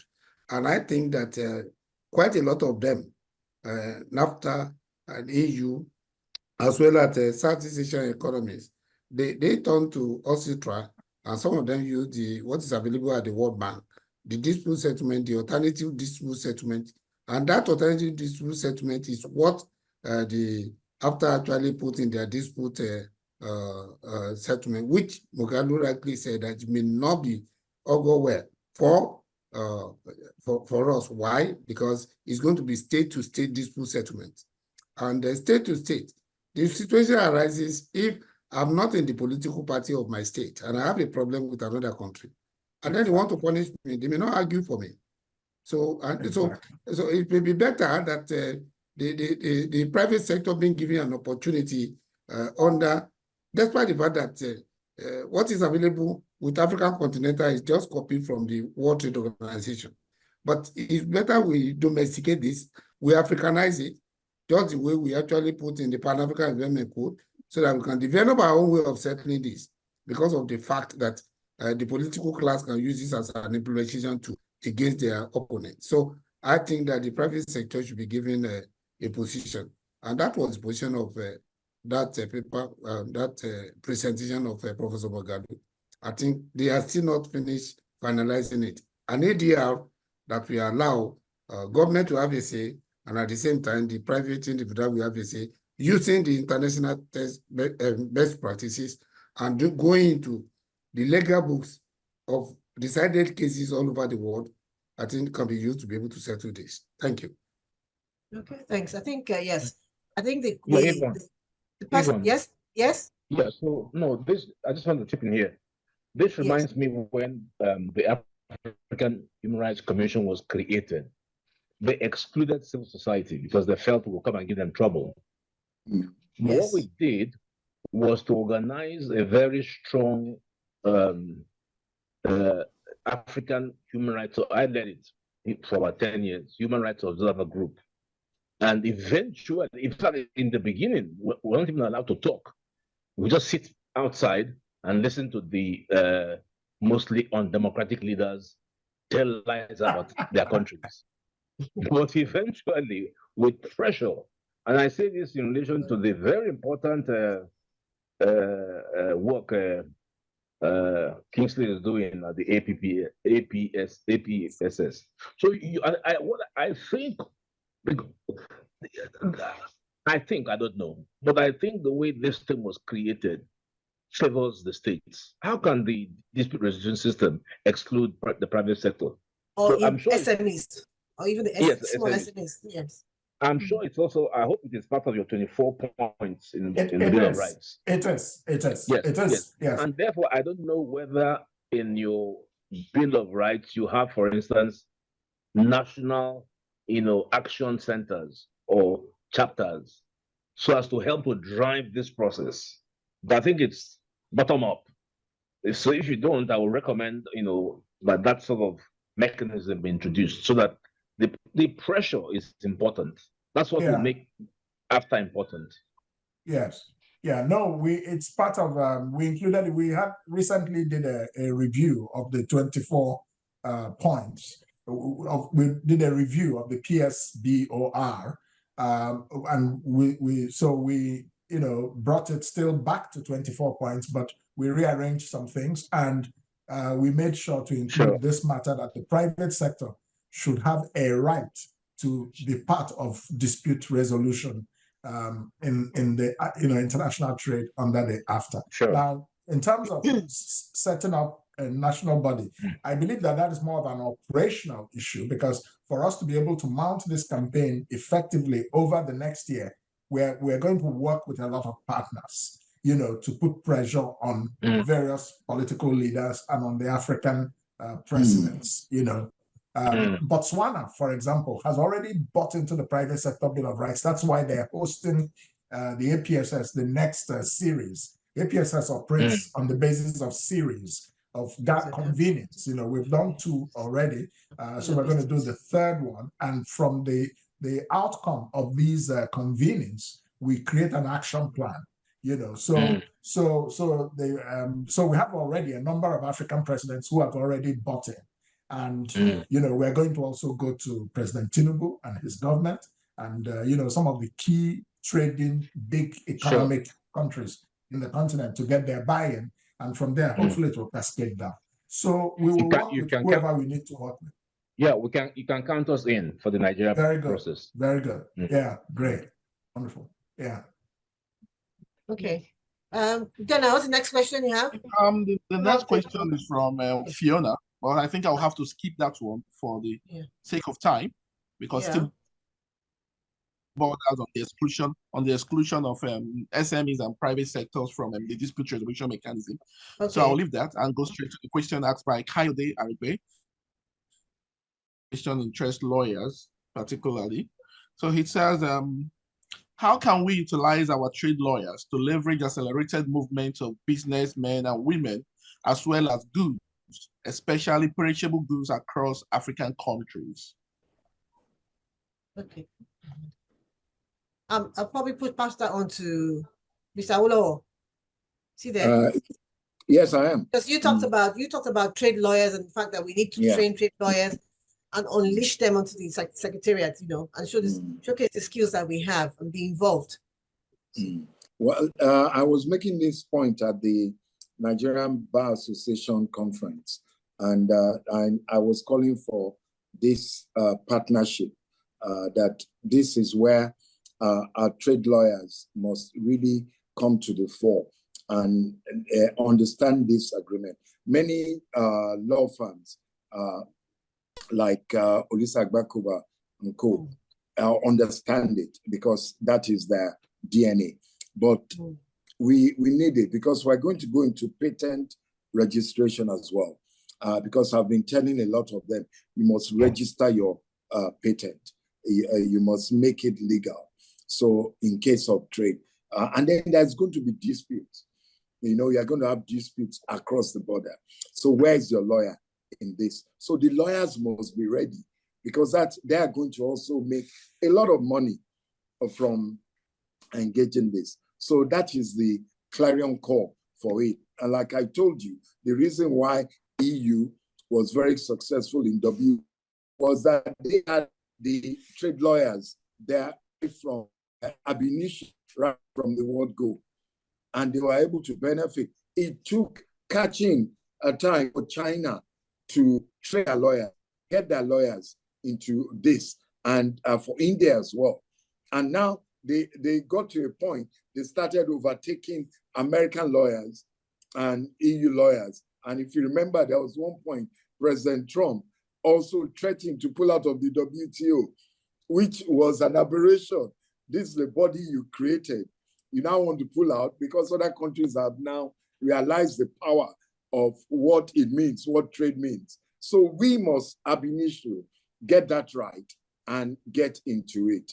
And there is so much opportunity for lawyers in this regard. Can I just add something? This is what I was saying about the question of a worldview, which I discussed at length in the book, Emerging Africa. You see, yeah, can you hear me? Yes, we can hear you. Go on. Yes. Yeah. So this matter of a worldview, you know, from Africa or by Africa, take my cue from is, you know, we have an example in how China has treated the WTO. China waited for about 15 years before it joined the WTO. It did not just join when it was signed in 1994. They prepared a WTO dictionary in China. They prepared a WTO dictionary in China that they used to educate all their lawyers, all their SMEs, all their trade associations. They joined WTO when they were ready to exploit it to become a global trading giant. So they were prepared.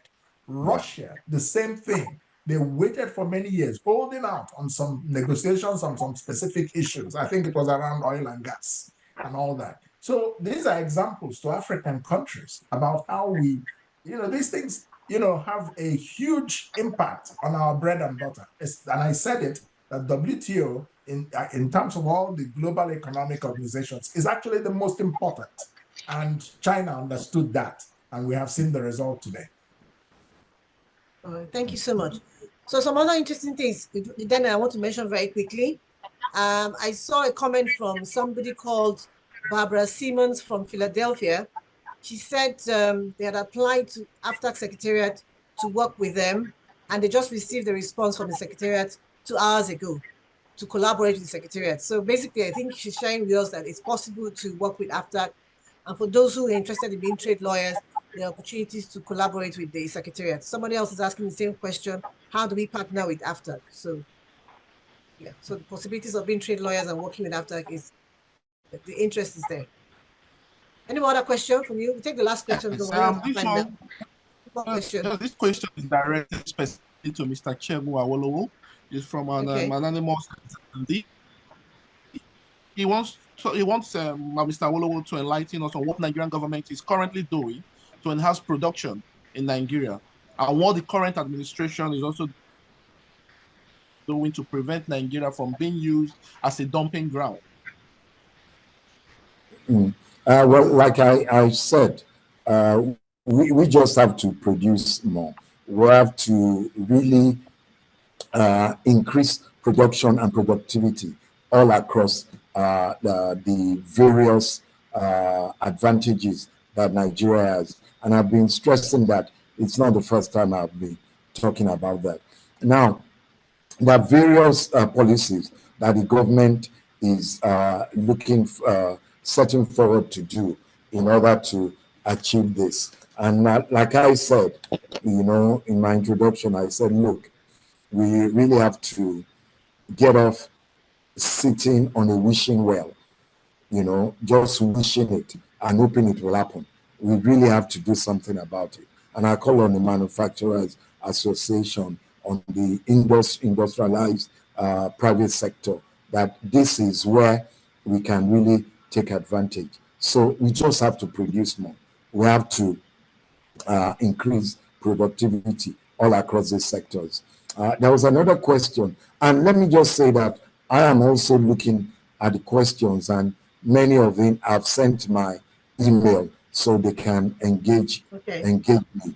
So I want other panelists as well to look through the questions, and we can also engage our people on this. So that would be my answer to that. We can engage more on email. But let me just use this opportunity to quickly greet Giffy from Ghana and extend my warm wishes to the AFWA, the Ghana Export Promotion Agency leader there in Accra. Thank you. All right. Thank you very much, Mr. Olo. Professor Remo, you had your hand up. Do you want to say something? So it's up to you. You can go ahead.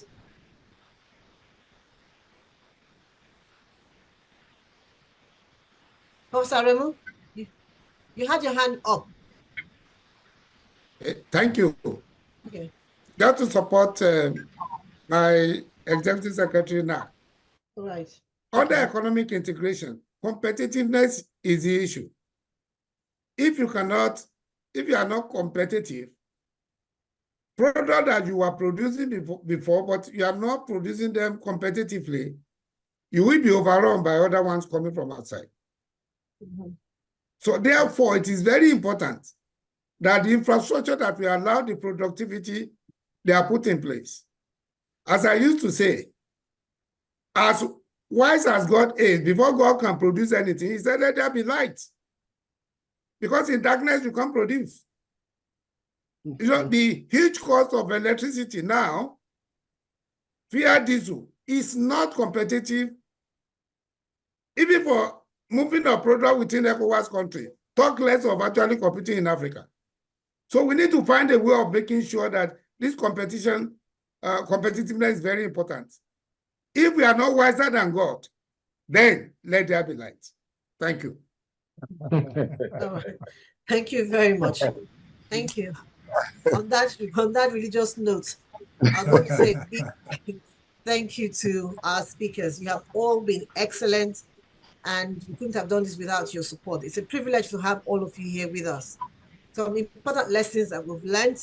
Africa has political freedom, but we are economically weak, you know, so we need to ensure that we create the Africa that we want, an Africa that truly lives up to the ideals of AfCFTA, where there's actually free movement of goods and trades and services and investments.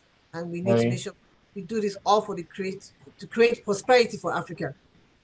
So I will now hand over to Nkechi, who's been in contact with all of you, communicating with all of you to give the vote of thanks.